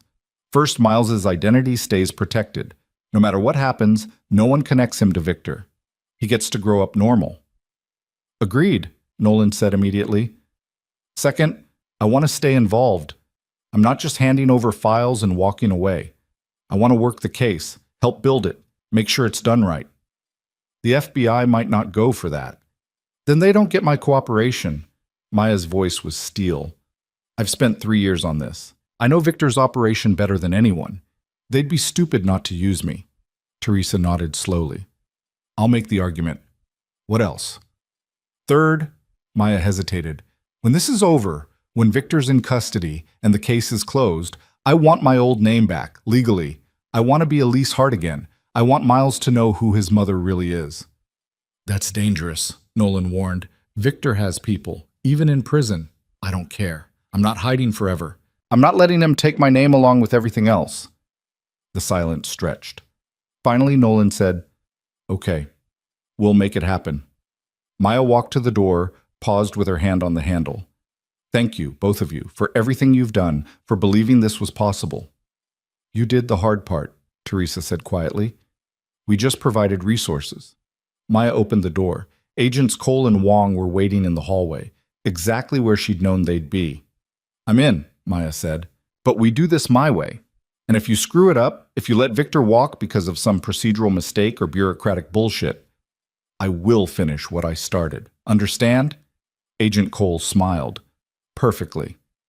They spent the next 6 hours in that conference room, Maya walking the agents through everything she'd compiled, every document, every connection, every vulnerable point in Victor's organization. Agent Cole took notes in a leather-bound notebook, while Agent Wong recorded everything on a digital device that he assured her was encrypted beyond Victor's ability to crack. By the time they finished, it was past midnight. Maya's throat was raw from talking, and she had a headache building behind her eyes. But for the first time in 3 years, she felt something like hope. This is good, Agent Cole said, reviewing her notes. This is very good. With what Reeves gave us and what you're providing, we can start building warrants, subpoenas, get into records Victor thought were sealed. How long? To build a case this complex? At least a year, maybe 2. We need to be thorough. Every I dotted, every T crossed. Victor has the best lawyers money can buy. We get one shot at this. Maya nodded. She'd waited 3 years already. She could wait 2 more. In the meantime, Agent Wong said, you need to be careful. Don't change your routine. Don't do anything that might signal to Victor that something's wrong. Just live my life, Maya finished. I know. I've been doing that for 3 years. She went home to find Mrs. Chen asleep on the couch and Miles curled in his bed, clutching the stuffed dinosaur he'd named Roar. Maya stood in his doorway, watching him sleep, feeling the weight of what she'd just set in motion. No going back now. She'd handed her revenge over to people who promised justice, who swore they'd see it through. And all she could do was trust them, trust and wait, and hope that this time, finally, Victor Raines would face the consequences he'd spent a lifetime avoiding. The investigation moved like winter ice forming on a lake, slowly, invisibly, until suddenly the surface was solid enough to walk on. Maya watched it unfold from her position at Pierce Security, feeding information to Agent Cole while maintaining the careful fiction of Maya Winters' single mother, unremarkable employee. She attended parent-teacher conferences for Miles, who was now 4 and obsessed with space. She grocery shopped and paid bills and lived a life so aggressively normal that anyone watching would die of boredom. But beneath that surface, things were happening. Federal agents traced financial records through 6 countries. Grand juries issued subpoenas. Witnesses who'd been too scared to talk 3 years ago suddenly found their courage when presented with immunity deals and witness protection. Victor's empire, which had seemed impenetrable, began showing cracks, and Victor began to panic. Maya first noticed it in the small things. Carlo Messina, who'd made bail and disappeared, turned up dead in a car accident. That accident, investigators privately admitted, looked staged. 2 of Victor's lawyers suddenly retired and moved to countries without extradition treaties. A warehouse that held records connected to the investigation burned to the ground in what fire marshals called suspicious circumstances. He's cleaning house, Agent Cole said during one of their weekly meetings. They met in different locations each time, coffee shops, park benches, once in the back of a movie theater during a matinee showing. Getting rid of anyone who might testify against him. Will that work? Maya kept her voice low, aware of the other moviegoers, even though the nearest ones were 3 rows away. It might have, 5 years ago. But we've got Reeves's testimony locked down, and he gave us enough to corroborate through financial records. Even if Victor eliminates every other witness, we can still build a case. But it'll be weaker. Yes. Agent Cole's jaw tightened, which is why we need to move faster. My superiors want to wait, build an absolutely perfect case, but every day we wait is another day Victor has to destroy evidence or eliminate witnesses. So what do? We give him something else to worry about. Agent Cole's plan was elegant in its simplicity. They'd been investigating Victor's financial crimes, money laundering, tax evasion, fraud. White-collar charges that could put him away for decades but wouldn't get the same public attention as violence. What they needed was something that would dominate headlines, put Victor in the spotlight, make it impossible for him to operate in the shadows. They needed to connect him directly to a violent crime. The problem, Agent Wong explained during a meeting at Nolan's office, is that Victor's careful. He doesn't pull triggers himself, doesn't give orders that can be recorded. Everything goes through intermediaries, and those intermediaries are either dead or too scared to talk. What about Marla? The question came out before Maya could stop it. She'd been avoiding thinking about Marla Voss, about the woman who'd stood beside Victor and watched him throw his pregnant wife into a hurricane. But Marla was a weakness, had always been a weakness. What about her? Agent Cole looked interested. She was there that night. She manufactured the evidence that made Victor think I was a traitor. She watched him throw me outside and lock the doors. Maya's hands clenched in her lap. She's complicit in attempted murder. Can you prove she manufactured the evidence? The audio recording was fake. I told you that. Yes, but our forensics team analyzed it. It's good work. Really good. There are no obvious signs of manipulation. To prove it's fake, we'd need the original source files, and Marla's not going to hand those over voluntarily. Then we make her. Maya leaned forward. Marla's not like Victor. She's not careful. She's arrogant. She thinks she won.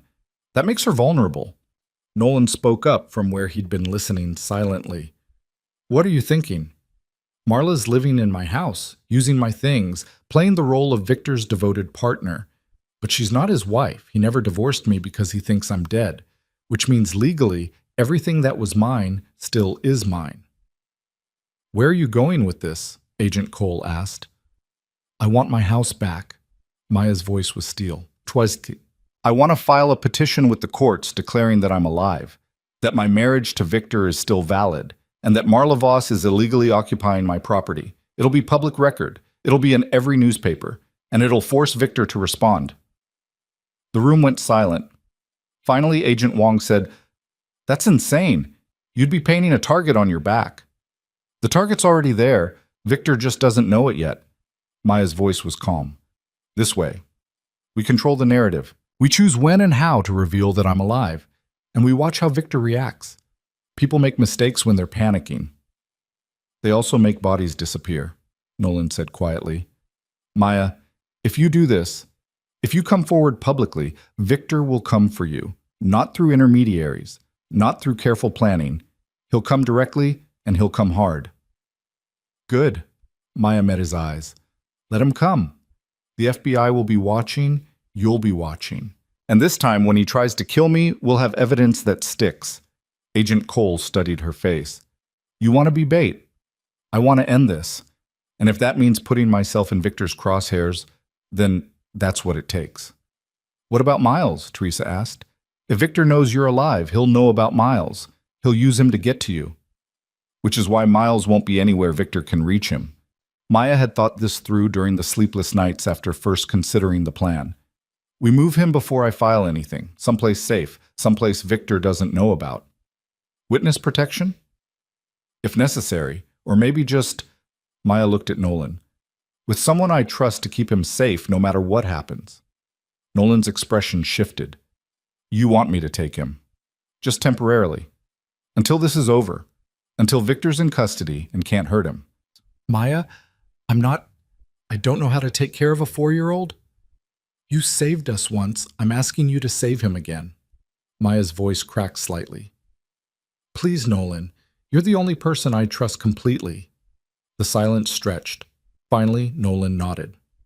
Okay, but you better survive this, because if I have to explain to that kid why his mother isn't coming back, I will personally hunt down Victor Rains and finish what you started. Maya felt tears prick her eyes. Thank you. Agent Cole cleared her throat.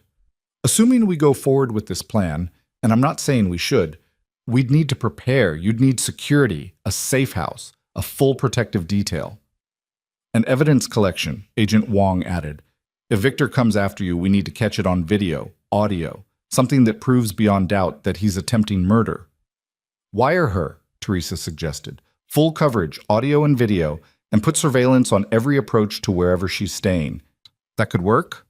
Agent Cole made notes. We'd need a location Victor can find but can't easily access. Somewhere we can control the environment. An apartment, Maya said. Downtown.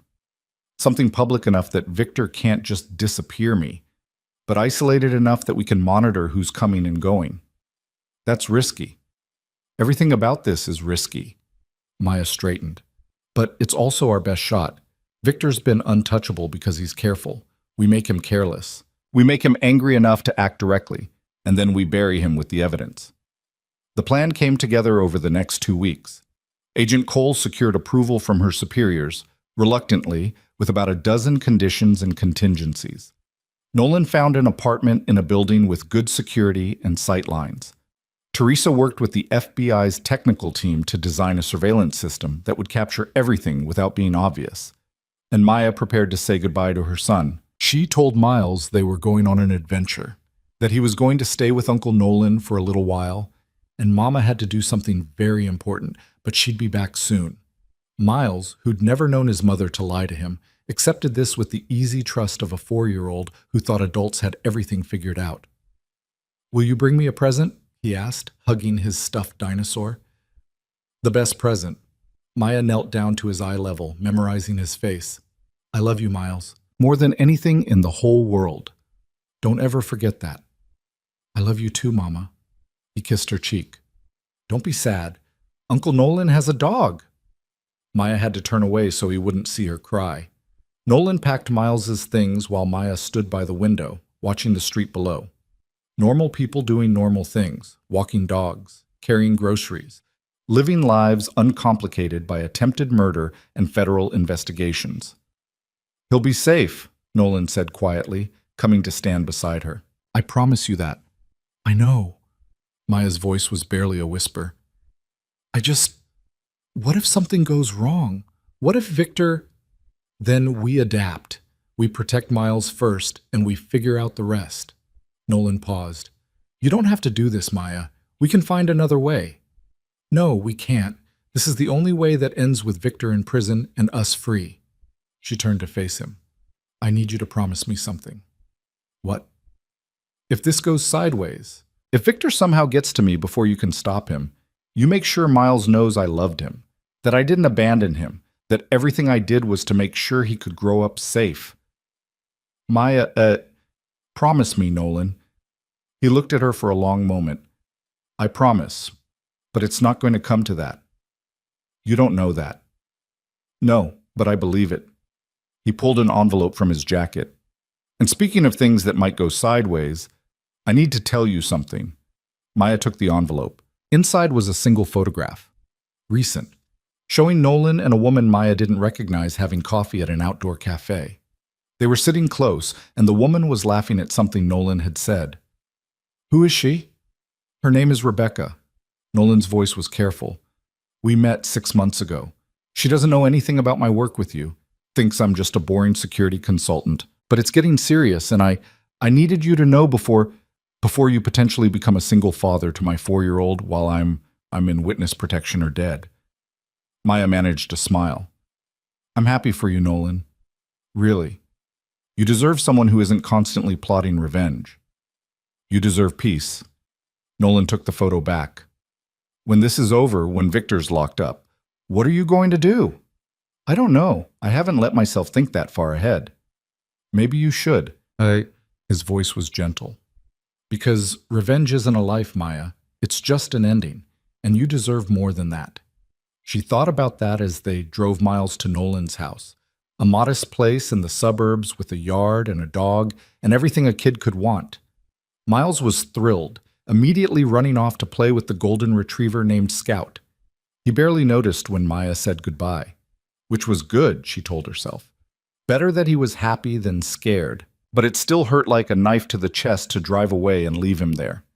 The apartment the FBI had secured was on the 8th floor of a converted industrial building. Exposed brick, high ceilings, large windows that overlooked the street. Beautiful in a stark sort of way, and wired so thoroughly with surveillance equipment that Agent Wong joked they could counter heartbeats from the van parked 2 blocks away. Maya moved in with a single suitcase. She'd kept Maya Winter's wardrobe simple, practical clothes, nothing flashy, nothing that would draw attention. But for this final act, she needed to be Elise again, needed to look like the woman Victor had married, the woman he'd tried to erase. She went shopping at stores she'd once frequented, bought designer dresses and expensive shoes, had her hair done at the salon she'd used before disappearing. When she looked in the mirror, she barely recognized herself. Not because she looked different, but because the woman staring back had a hardness in her eyes that Elise Hart had never possessed. This was who she'd become, someone who could look at danger and walk toward it anyway. The petition was filed on a Monday morning. By Monday afternoon, it was headline news. Rain's dead wife returns from grave, the tabloid screamed. More respectable outlets went with missing woman resurfaces after 4 years, but the message was the same. Elise Hart wasn't dead. She was alive, she was back, and she was claiming her property. Maya watched the coverage from her apartment, surrounded by FBI agents in the next room monitoring feeds. Her phone, a new one, untraceable, rang constantly with calls from reporters she ignored. Agent Cole had advised her to maintain silence. Let the lawyers handle everything. Wait for Victor to make the first move. The first move came at 11 p.m. Maya was in bed, trying to sleep despite knowing she was being recorded from 6 different angles, when her phone buzzed. Unknown number. She almost ignored it, but something made her answer. Hello? Elise! Victor's voice, so smooth, controlled, the same voice that had once whispered loving things in her ear. I have to admit, this is quite a surprise. Maya sat up, her heart hammering. In the next room, she knew agents were scrambling to trace the call. Hello, Victor. Where have you been? Around? Around? He laughed, but there was no humor in it. You've been dead for 4 years, and now you're suddenly back, filing legal paperwork, making claims on property. You'll forgive me for being curious about how that works. I was never dead. You just thought I was. Because you disappeared the night of the hurricane, vanished without a trace. What was I supposed to think? You locked me outside in a Category 3 hurricane, Victor. You left me to die. What I did after that was survive. Silence. Long enough that Maya thought he'd hung up. That's an interesting story, Victor said finally. Too bad you can't prove any of it. Can I? Elise, sweetheart, you walked away from our marriage. You abandoned me. For all I know, you staged the whole thing, faked your death, ran off with some other man. And now you're back because you need money. It's sad, really. Is that the story you're going with? It's the truth. My truth, anyway. His voice hardened. Drop the petition. Walk away. I'll even pay you, call it alimony for the years you missed. But this crusade you're on? It ends now. Or what? Or I stop being generous and start being honest about what kind of person you really are, about your mental health issues, your delusions, the way you manipulated and lied. Victor's voice was silk over steel. I have doctors who'll testify you were unstable. I have friends who'll swear you talked about running away. I will destroy what's left of your credibility, Elise, and when I'm done, no one will believe a word you say. Maya felt ice in her veins. You're threatening me. I'm offering you a way out. Victor paused. Where's the baby, by the way? You were pregnant when you disappeared. What happened to my child? Every muscle in Maya's body locked up. There is no baby. Don't lie to me. You were 8 months pregnant. Either you lost the pregnancy, which would be tragic, or you gave birth somewhere, which means I have a 4-year-old son or daughter I've never met. His voice dropped. Where is my child, Elise? There is no child. Maya forced the words out. I lost the pregnancy. In the storm. There's nothing left. I don't believe you. I don't care what you believe. We'll see. Victor's voice was cold now, deadly. You made a mistake coming back, Elise. You should have stayed dead. The line went dead. Maya sat in the darkness, shaking. In the next room, Agent Cole appeared in the doorway. "We got it," she said. "Every word. That's enough for a threat charge at minimum." "He knows about Miles," Maya's voice was hollow. "He'll look for him. He won't find him. Nolan's got him in a secure location, and we've got surveillance on anyone Victor might send." Agent Cole crossed the room, sat on the edge of the bed. "Maya, we knew this would be hard. Knew Victor would push back. But you did exactly what we needed. You got him talking, got him threatening you on a recorded line. That's evidence we can use." "It's not enough." "Not yet. But it's a start." The threats escalated over the next week. Phone calls at all hours, always from different numbers. Victor alternated between friendly offers, drop the petition, and he'd make sure she was taken care of, and thinly veiled warnings about what happened to people who crossed him. Maya recorded everything, stayed calm, and waited for him to make a mistake. The mistake came on a Thursday. Maya was coming back from a coffee shop 3 blocks from her apartment, a trip Agent Cole had reluctantly approved because Maya was going stir-crazy and the coffee shop had good sightlines for the surveillance team. She'd just turned onto her street when a black sedan pulled up beside her. The back door opened. Marla Voss stepped out. She looked different than Maya remembered. Older, though it had only been 4 years. Harder. She was wearing clothes that had probably come from Elise's closet. A cream silk blouse, tailored slacks. Jewelry that Elise recognized as pieces Victor had given her for their anniversary. "Hello, Elise." Marla's smile was all teeth. "Surprised to see me?" Maya kept walking. "Not particularly." "We should talk." Marla fell into step beside her. "Woman to woman, about how this is all going to play out." "I have nothing to say to you." "That's a shame, because I have a lot to say to you." Marla's voice was pleasant, conversational. "Like how you're making a mistake. Victor's not the man you remember. He's changed, harder, angrier, and he really doesn't like being embarrassed." "Then he shouldn't have tried to kill his pregnant wife." "Is that what you think happened?" Marla laughed. "Sweetie, you walked out into a storm on your own. Victor tried to stop you, but you were having one of your episodes. Everyone at the house that night will testify to that. There was no one else at the house that night except you and Victor and his security team." "Exactly. And we all remember it the same way." Marla stopped walking, forcing Maya to stop too. "You're not going to win this, Elise. You're going to drag this through the courts, spend whatever money you've managed to scrape together, and in the end you'll lose everything. Again." Maya turned to face her. "Where did you get the original audio files? The ones you used to fake my confession?" For just a second, Marla's smile slipped. "I don't know what you're talking about." "The recording you played for Victor.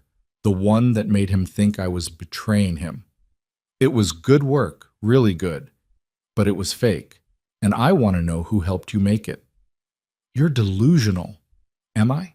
Because I'm betting you kept the source files, insurance, in case Victor ever turned on you. You're smart enough to know he's not loyal." Maya leaned in. "Where are they, Marla? Still on your computer? Cloud storage? Hidden somewhere in my house?" Marla's eyes went cold.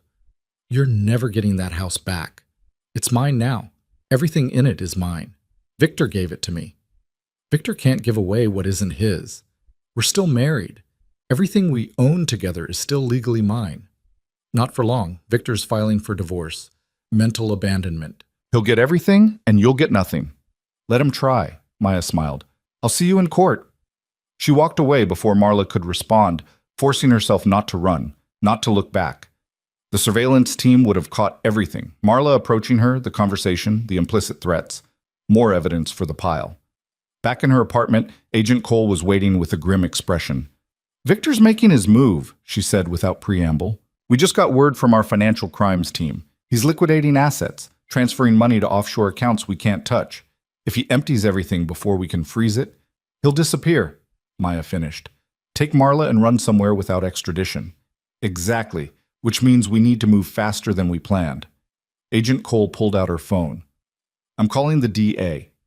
We have enough for charges. Attempted murder, witness intimidation, financial crimes.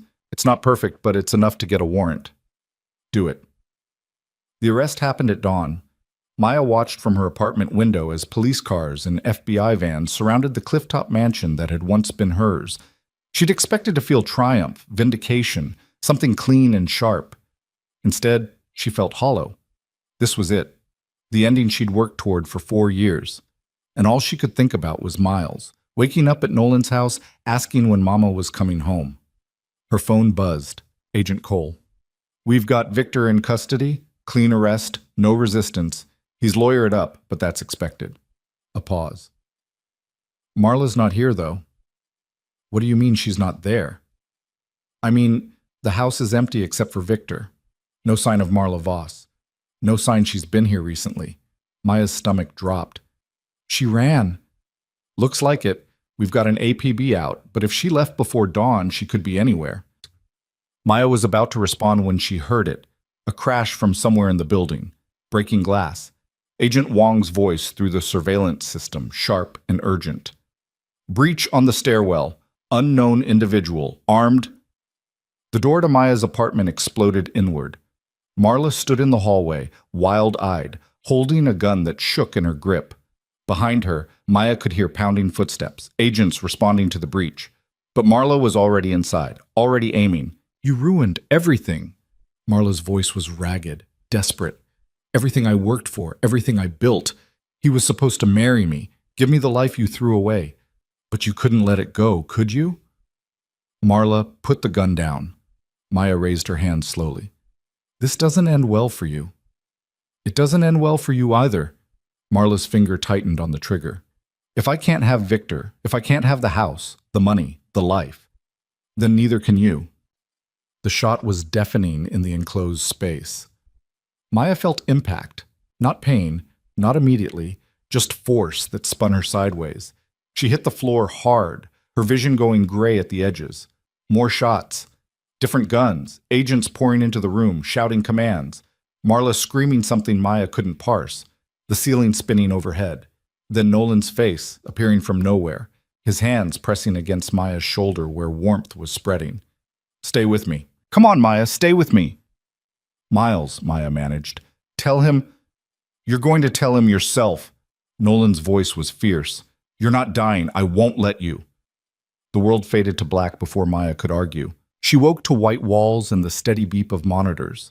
Hospital, the smell of antiseptic, voices murmuring somewhere beyond her field of vision. Pain in her shoulder, but distant, muted by whatever drugs they'd pumped into her system. "Maya." Nolan's voice, rough with exhaustion. "Thank God." She turned her head slowly. He was sitting beside her bed, unshaven, wearing the same clothes he'd been wearing when— "Miles." The word came out as a croak. "Where's Miles?" "Safe. Still at my place with Rebecca." "He doesn't know anything happened." Nolan reached for her hand. "You've been out for 18 hours. The bullet hit your shoulder, through and through, missed everything vital. The doctors say you were lucky." "Marla."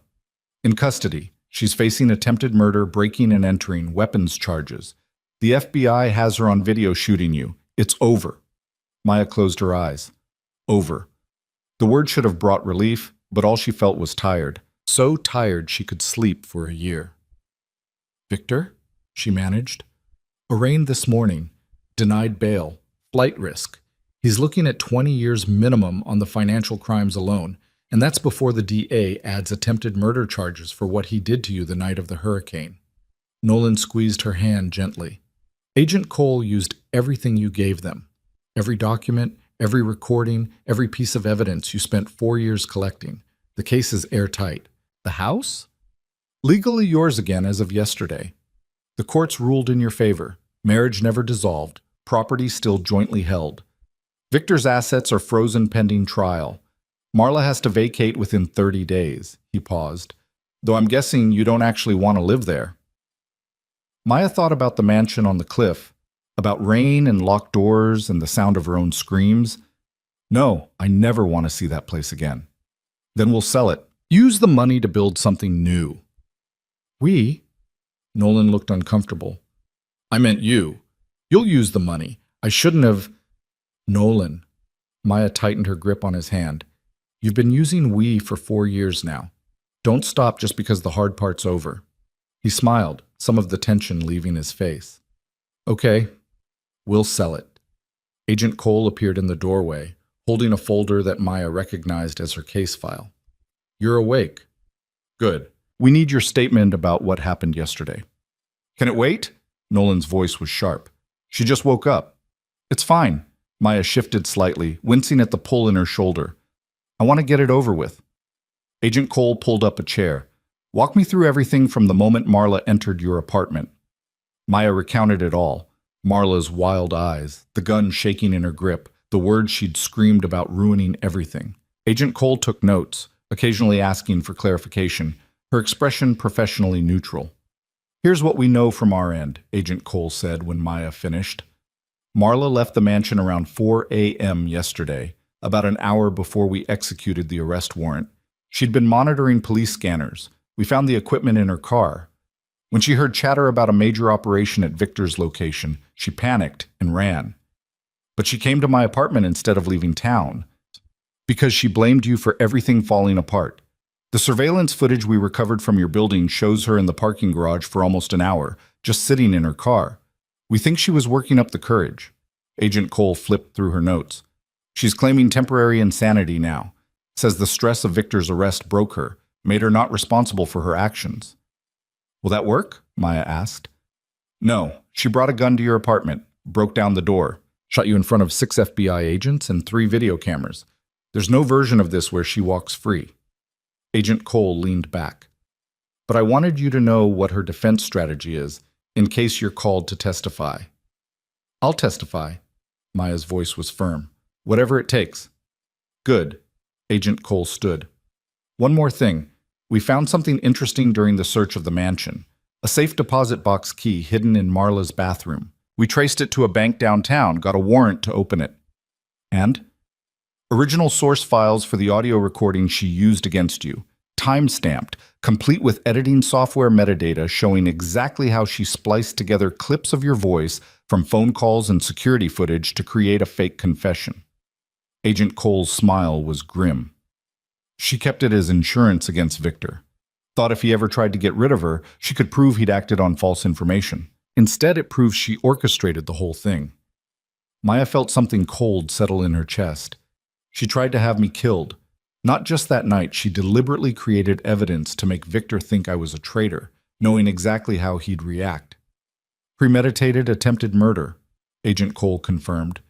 We're adding charges. With the recording, the shooting, and everything else, Marla's looking at life without parole. After Agent Cole left, Maya lay in the hospital bed, staring at the ceiling. Life without parole for Marla. 20+ years for Victor. Justice, the legal kind, exactly what she'd worked toward. So why did she feel so empty?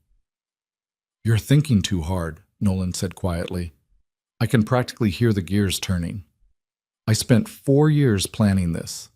4 years building evidence, gathering ammunition, preparing for the moment when Victor would face consequences. Maya's voice was barely a whisper. And now it's here, and I don't know what happens next. You heal. You get your life back. You raise your son. As who? Maya Winters doesn't exist anymore. Elise Hart is a name attached to too much trauma. Who am I supposed to be? Whoever you want to be. Nolan stood, moved to the window. Outside, the city sprawled in afternoon sunlight, ordinary and indifferent to the small dramas playing out in hospital rooms. You don't have to decide today or tomorrow. Take your time figuring it out. I want to see Miles. Tomorrow. The doctors want to keep you one more night for observation, make sure there's no infection. Then I'll bring him. Maya nodded, suddenly exhausted again. Nolan, thank you. For everything. For saving us that night. For helping me plan this. For keeping Miles safe. I know I've said it before, but I need you to really hear it. You gave me my life back. You saved yourself, Maya. I just provided resources. He turned from the window. But you're welcome. And for what it's worth, I'm glad you survived. Both times. She fell asleep before she could respond, and when she woke again, it was dark outside, and Rebecca was sitting where Nolan had been. Nolan's girlfriend, fiancée now, judging by the ring on her left hand, was younger than Maya had expected. Early 30s, dark hair pulled into a practical ponytail, wearing jeans and a sweater that suggested she'd come straight from somewhere casual. Sorry, Rebecca said when she noticed Maya was awake. Nolan had to take Miles to his soccer practice. He asked me to sit with you until he got back. I hope that's okay. You don't have to babysit me. I'm not. I wanted to meet you. Rebecca smiled. Nolan's told me some things, obviously not everything, but enough to know you've been through hell, and I wanted to say thank you. For what? For trusting him with Miles. Nolan doesn't talk about his past much, about the people he's lost, but I know taking care of your son has been important to him, given him something to focus on besides work. Rebecca paused. Miles is a great kid, by the way. Smart, funny, completely obsessed with astronauts. He wants to go to Mars, Maya said softly. Started talking about it when he was 3. I don't know where he got the idea. Nolan bought him a telescope. They've been stargazing at night when the weather's clear. Rebecca's expression was gentle. He's been safe, Maya. And happy. I promise. Tears burned Maya's eyes. Thank you for helping take care of him, for being patient with all of this. Nolan loves you, Rebecca said simply. Not romantically. I know that. But he loves you like family, and that means Miles is family too. I'm okay with that. They sat in comfortable silence until Nolan returned with Miles, who came barreling into the room with all the energy of a 4-year-old who'd been told to be careful and immediately forgot. Mama! He stopped at the edge of the bed, suddenly uncertain. Uncle Nolan said you got hurt. Just a little bit. Maya held out her good arm. Come here, baby. Miles climbed carefully onto the bed, settling against her side. He smelled like grass and sunshine and the particular sweetness of children who'd been playing hard. Does it hurt? Not too much. The doctors gave me medicine. Good. He showed her a drawing he'd made. Stick figures labeled Mama, Miles, Uncle Nolan, Rebecca, and Scout the dog. I made you a picture. Uncle Nolan said it would make you feel better. It does. It's beautiful. Maya kissed the top of his head. Did you have fun at Uncle Nolan's? Yeah, we saw Saturn through the telescope, and Rebecca taught me how to make cookies. And Scout lets me throw the ball for him. Miles looked up at her with eyes that were pure Victor, dark and intense, but with an openness Victor had never possessed. Are we going home now? Soon. Mama has to heal first. Is that okay? Okay. Miles settled more comfortably against her. Can we get a dog when we go home? Maya looked at Nolan, who was trying not to smile. We'll talk about it. The trial happened faster than Maya expected. Victor's lawyers tried every delay tactic in the book, but with the evidence stacked against him and the federal government pushing for a quick resolution, the case moved forward at unprecedented speed. Maya testified on a cool morning in October, 6 months after Marla had shot her.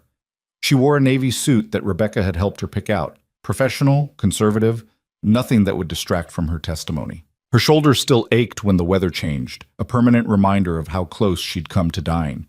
The courtroom was packed. Media in the back rows, sketch artists frantically drawing, Victor's remaining associates watching with carefully neutral expressions. And Victor himself, sitting at the defendant's table in a suit that probably cost more than most people made in a month. His expression blank. He didn't look at her when she entered, didn't acknowledge her presence at all. As if she was still dead, still the ghost he'd tried to create. The prosecutor, a sharp-eyed woman named Catherine Wells, guided Maya through her testimony. The night of the hurricane. Victor's accusations. Marla's manufactured evidence. The terrace doors locking. And what happened after your husband locked you outside in the hurricane? Wells asked. Maya kept her voice steady. I tried to get back in, pounded on the doors, screamed for help. The contractions were already starting. The stress and cold had triggered early labor. When I realized Victor wasn't going to let me back in, I tried to reach the front gates. Were you able to? Barely. I collapsed at the gates. If Nolan Pierce hadn't been driving by, her voice caught. If he hadn't seen me, hadn't gotten me to Dr. Chen's clinic, both my son and I would have died that night. Your son. Wells pulled out a photo. Miles at 3 months old, the earliest picture Maya had. This is Miles Hart, correct? Born the night of the hurricane? Yes. And did you ever tell the defendant about his son's survival? No, I couldn't. Victor had tried to kill us. I had to protect Miles. Victor's lawyer, a silver-haired man named Marcus Hale, stood for cross-examination. Mrs. Raines? Or do you prefer Ms. Hart now? Hart. Ms. Hart, You claim my client locked you outside during a hurricane with the intent to kill you. Yet you have no physical evidence of this, correct? No video, no witnesses besides yourself? Marla Voss was there. She witnessed everything. Ms. Voss, who is currently facing her own charges and has every reason to lie to reduce her sentence. Hale smiled coldly. Convenient that your only witness is someone who benefits from corroborating your story. Marla doesn't benefit from the truth. The truth is that she created fake evidence to make Victor think I was betraying him. She orchestrated the whole situation. According to audio files that Ms. Voss claims were planted in her possession by unknown parties, we only have your word that she created them. You have the metadata. Maya's voice was sharp. Timestamps showing exactly when the files were edited. Software traces proving what tools were used. That's not my word, that's digital forensics, which can be manipulated by anyone with sufficient technical knowledge. Hale paced in front of the jury box. Ms. Hart, isn't it true that you disappeared for 4 years, living under a false identity, working for a security firm that gave you access to exactly the kind of technical resources needed to fabricate evidence? I didn't fabricate anything. You admit to using a false identity, to illegally accessing client databases, to conducting surveillance on my client without a warrant, and yet you expect this jury to believe you're a credible witness? Maya met his eyes. I expect this jury to look at the evidence, the financial records showing your client's money laundering, the witness testimony from Jonathan Reeves and 6 other people who worked in his organization, the recorded phone calls where Victor threatened me, the video of Marla Voss shooting me in my apartment. I'm just one piece of a much larger case. A piece with an obvious bias. You want revenge against the man who you claim tried to kill you. I want justice, Maya corrected. There's a difference. The prosecution rested after 3 weeks of testimony. The defense tried to paint Victor as a legitimate businessman persecuted by overzealous federal agents and a vindictive ex-wife. But the evidence was overwhelming. Transaction records, witness testimony, recordings, forensic accounting that showed years of financial crimes. The jury deliberated for 6 hours, guilty on all counts. Maya was home with Miles when the verdict came through. She'd chosen not to be in the courtroom, not to give Victor the satisfaction of seeing her reaction. Agent Cole called to deliver the news. 25 years on the financial crimes, another 15 for attempted murder. The judge ordered the sentences to run consecutively. Agent Cole's voice was satisfied. Victor Raines is going to die in prison. Maya felt something release in her chest. A tension she'd been carrying for so long she'd forgotten it was there. Thank you for everything. You did the hard work. We just helped you cross the finish line. Agent Cole paused. What are you going to do now? I don't know. Live, I guess. Figure out what normal looks like. Marla's trial was shorter. With the video evidence of her shooting Maya and the forensic proof that she'd manufactured the audio recording, her lawyer advised her to plead guilty in exchange for a reduced sentence. She got 30 years with possibility of parole after 20. Maya attended Marla's sentencing, sitting in the back row where Marla couldn't see her. She watched the woman who'd once stood beside Victor and laughed while Maya pounded on locked doors, watched her cry and beg for mercy from a judge who had none to give. And Maya felt nothing, no triumph, no satisfaction, no anger, just a distant acknowledgement that this chapter was finally closed. The mansion sold for $8 million. Maya kept none of the furniture, had everything auctioned off and donated the proceeds to women's shelters and organizations that help domestic violence survivors. The house itself went to a tech executive who planned to tear it down and build something modern. Maya was glad. Let someone erase that place the way Victor had tried to erase her. With the money from the sale and Victor's assets that the courts had awarded her in the divorce settlement, finalized 3 months after his conviction, Maya was wealthier than she'd ever been as Victor's wife. Wealthy enough to do whatever she wanted, go anywhere, be anyone. She chose to stay. Pierce Security Solutions needed a new senior analyst. Teresa was retiring to spend more time with her grandchildren, and Nolan offered Maya the position. Real credentials this time, not a manufactured identity. Elise Hart, security consultant, specializing in financial crimes investigation. You sure about this? Nolan asked when she accepted.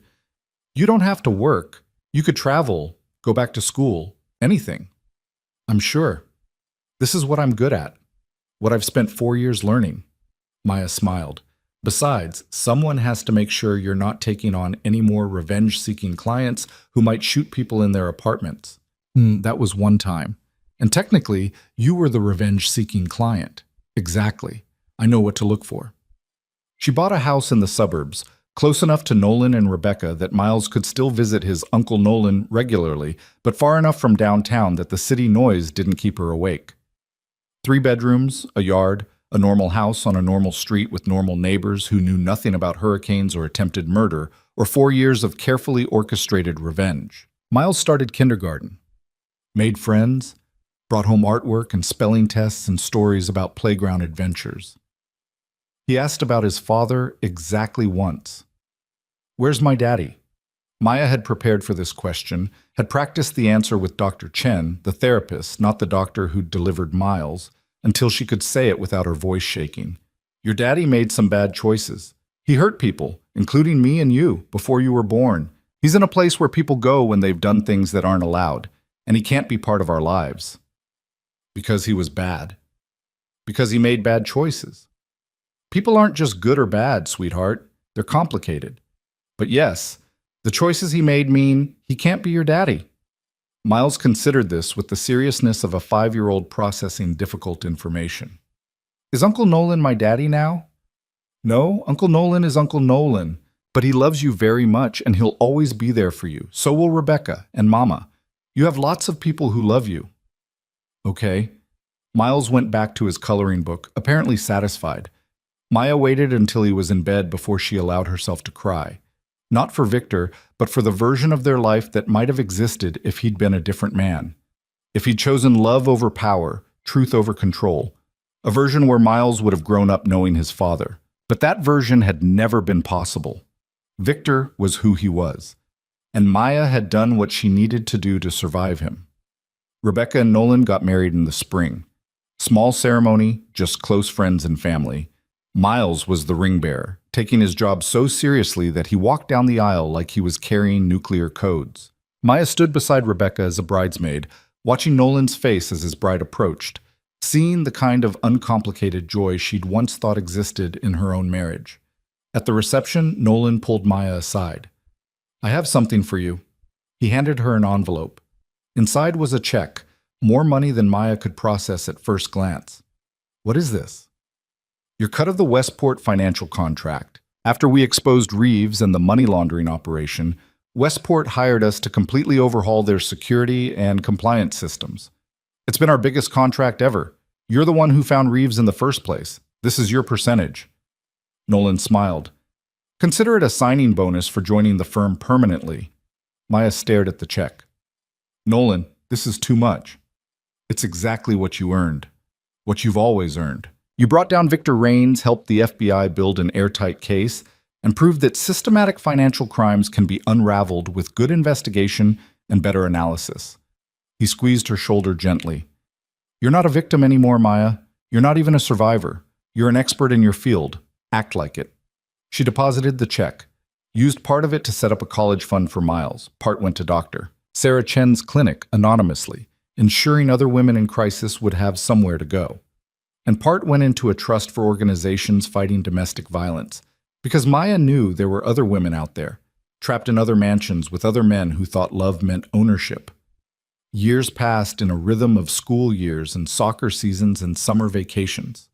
Miles grew tall and curious, inherited his father's dark eyes, but his mother's stubborn determination. He never asked about Victor again, seemed content with the family they'd built from remnants and determination. Maya dated occasionally. Rebecca set her up with a colleague, and there was a brief thing with one of Miles's teachers that ended amicably when they realized they wanted different things. But mostly she focused on work and Miles and building a life that felt solid, real. She kept track of Victor through Agent Cole, who'd become something like a friend in the years since the trial. He'd been transferred to a federal facility in Pennsylvania, lost in appeal. Spent his days in prison, just like the people whose lives he'd destroyed. Marla was in a different facility, in Oregon. They would never see each other again. On the 5th anniversary of the verdict, Maya received a letter forwarded through her lawyer, Victor's handwriting on the envelope. She almost threw it away unopened. But curiosity, or maybe a need for closure, made her break the seal. The letter was short. Elise, I know you'll never forgive me. I'm not asking you to. I'm not even asking you to believe this, but I need to say it anyway. I'm sorry. For that night, for everything. You deserve better. Miles deserved better. I was angry and paranoid and convinced that power was the only thing that mattered. I was wrong. I've had a lot of time to think about that, about who I was and what I destroyed. I can't fix it, can't take it back. But I'm sorry. I hope you've built a good life. I hope Miles is happy. And I hope someday you can think about what we had before everything went wrong and remember that some of it was real. At least on my end. Victor. Maya read it twice. Then she put it through her shredder and took Miles to the park. Some apologies were too late. Some wounds didn't heal just because someone finally acknowledged they'd caused them. Victor was sorry. Fine. He could be sorry in prison for the next 40 years. It didn't change anything. What changed things was Miles laughing on the swings, was the house she'd bought with money she'd earned, was the career she'd built and the people she'd helped, and the mornings she woke up without fear. That was the life Victor's actions had inadvertently given her. Not the one he'd intended. He'd meant to erase her, silence her, make her disappear. Instead, he'd forced her to become someone stronger, someone capable, someone who'd looked at impossible odds and decided to fight anyway. Miles turned 10, started asking questions about maybe joining the school's robotics club, about whether they could get a telescope like Uncle Nolan's, about whether Mars would really be colonized in his lifetime. Maya listened to his dreams and thought about the night he'd been born, in a hurricane, in a clinic with no birth certificate, to a mother who'd been left for dead. He'd come so far. They both had. On Miles's 11th birthday, Maya took him to the courthouse. She'd been planning this for months, working with lawyers, filling out paperwork, making sure everything was perfect. "Why are we here?" Miles asked, looking around the marble hallways with curiosity. "Because I have a present for you." Maya knelt down to his level. "A really big one, but I need you to understand what it means first. Okay? When you were born, Mama was in a difficult situation. I had to give you a made-up last name to keep you safe. Winters. Maya and Miles Winters. But that was never our real name." Miles's eyes went wide. "What's our real name?" "Hart. Elise and Miles Hart." Maya pulled out the paperwork. "And today, if you want to, we're making it official, changing your name legally, so you'll be Miles Hart for real, forever." "What about my first dad? Don't I have his name?" Maya had prepared for this too. "Your biological father's name was Rains, but he gave up the right to be your father when he tried to hurt us. You don't have to carry his name if you don't want to. You get to choose." Miles thought about this seriously. "I want to be Miles Hart, like you." "You're sure?" "I'm sure. We're a team, Mama. We should have the same name." The paperwork was processed in 30 minutes. Miles Hart walked out of the courthouse with a new birth certificate, a new identity, and the kind of joy that only children who've been given something precious can feel. That night, Maya found him in his room, looking at the framed birth certificate she'd hung on his wall. "Mama?" He turned to her. "When I'm older, will you tell me about my first dad? Not because I want him to be my dad, just because I want to know where I came from?" Maya's throat tightened. "Yes. When you're older, I'll tell you everything, the good parts and the hard parts. And you can decide how you feel about all of it." "Okay." Miles hugged her. "I love you, Mama." "I love you too, baby. More than anything in the world." At 15, Miles did ask for the whole story. Maya told it over a weekend, sitting in their living room with photo albums and old newspaper clippings and the kind of honesty she'd promised herself she'd give him when the time came. She told him about meeting Victor, about the whirlwind romance that had seemed like a fairy tale, about the slow realization that the man she'd married wasn't who she'd thought, about the hurricane and Nolan and Dr. Chen and the 4 years spent building a case. Miles listened without interrupting. When she finished, he was quiet for a long time. "That must have been scary," he said finally. "It was terrifying, but I had you, and I couldn't let anything happen to you. Do you ever wish he was different? That he could have been a real dad?" Maya considered the question honestly. "Sometimes. Not because I want him back, I don't, but because you deserved a father who loved you, and he was too broken to be that person. I have Uncle Nolan and Aunt Rebecca, and you. Miles smiled, still open, still trusting, despite everything he'd just learned. That's enough. Maya graduated from Pierce Security Solutions 3 years later when Nolan retired and sold her the company. Hart Security Consulting specialized in financial crimes investigation and helping law enforcement build cases against organized crime. Maya hired a team of analysts who'd been through their own traumas, who understood that justice sometimes required patience and precision and the willingness to wait years for the right moment. She helped bring down 4 major crime organizations in 6 years, each one meticulously researched, carefully documented, handed to federal prosecutors in packages so complete that convictions were almost guaranteed. Victor remained in prison. Maya stopped checking on him after the first decade. He'd become irrelevant, just a man who'd made choices that destroyed his own life. He wasn't a threat anymore, barely even a memory. Marla was released after serving 22 years. Maya heard through Agent Cole, who'd kept tabs even after retiring. Marla moved to a halfway house in Oregon, started working at a grocery store under a new name. She would never testify about what really happened that night. Her plea deal had included a permanent gag order, but she was free in a limited sense. Maya felt nothing about it. Marla had paid for her crimes. What she did with the rest of her life wasn't Maya's concern. Miles graduated high school with honors, got accepted to MIT for aerospace engineering, told Maya he still planned to go to Mars someday, and she believed him. He had the determination of someone who'd survived the impossible before he could even remember it. At his graduation party, surrounded by friends and classmates and the family they'd built from nothing, Miles gave a speech. Thanked his mother for everything she'd sacrificed. Thanked Uncle Nolan for teaching him about integrity. Thanked Aunt Rebecca for showing him what healthy love looked like. He didn't mention Victor once. Later, when the guests had left and they were cleaning up, Miles found Maya on the back porch. "Mom," he said. He'd stopped calling her Mama around 13. "I want you to know something." "What's that?" "I'm glad you survived. I'm glad you fought. And I'm glad you chose to be my mother instead of letting what happened to you define everything." He hugged her tight. "You're the strongest person I know." Maya held her son, taller than her now, strong and confident and whole, and felt the last piece of her anger dissolve. Victor had tried to destroy her, had thrown her away like garbage, left her to die, thought he'd erased the problem named Elise Hart. Instead, he'd created something far more dangerous, a woman who'd learned she was capable of surviving anything, who'd learned patience and strategy and the power of working within systems to tear down men who thought they were untouchable. Victor Rains had tried to kill Elise Hart. He'd succeeded only in creating someone who refused to stay dead, and in the end, that had made all the difference. 25 years after the hurricane, Maya stood in the office of Hart Security Consulting, looking at the city spread out below. Miles was finishing his doctorate at MIT, engaged to a brilliant woman named Sarah, who made him laugh and challenged him to be better.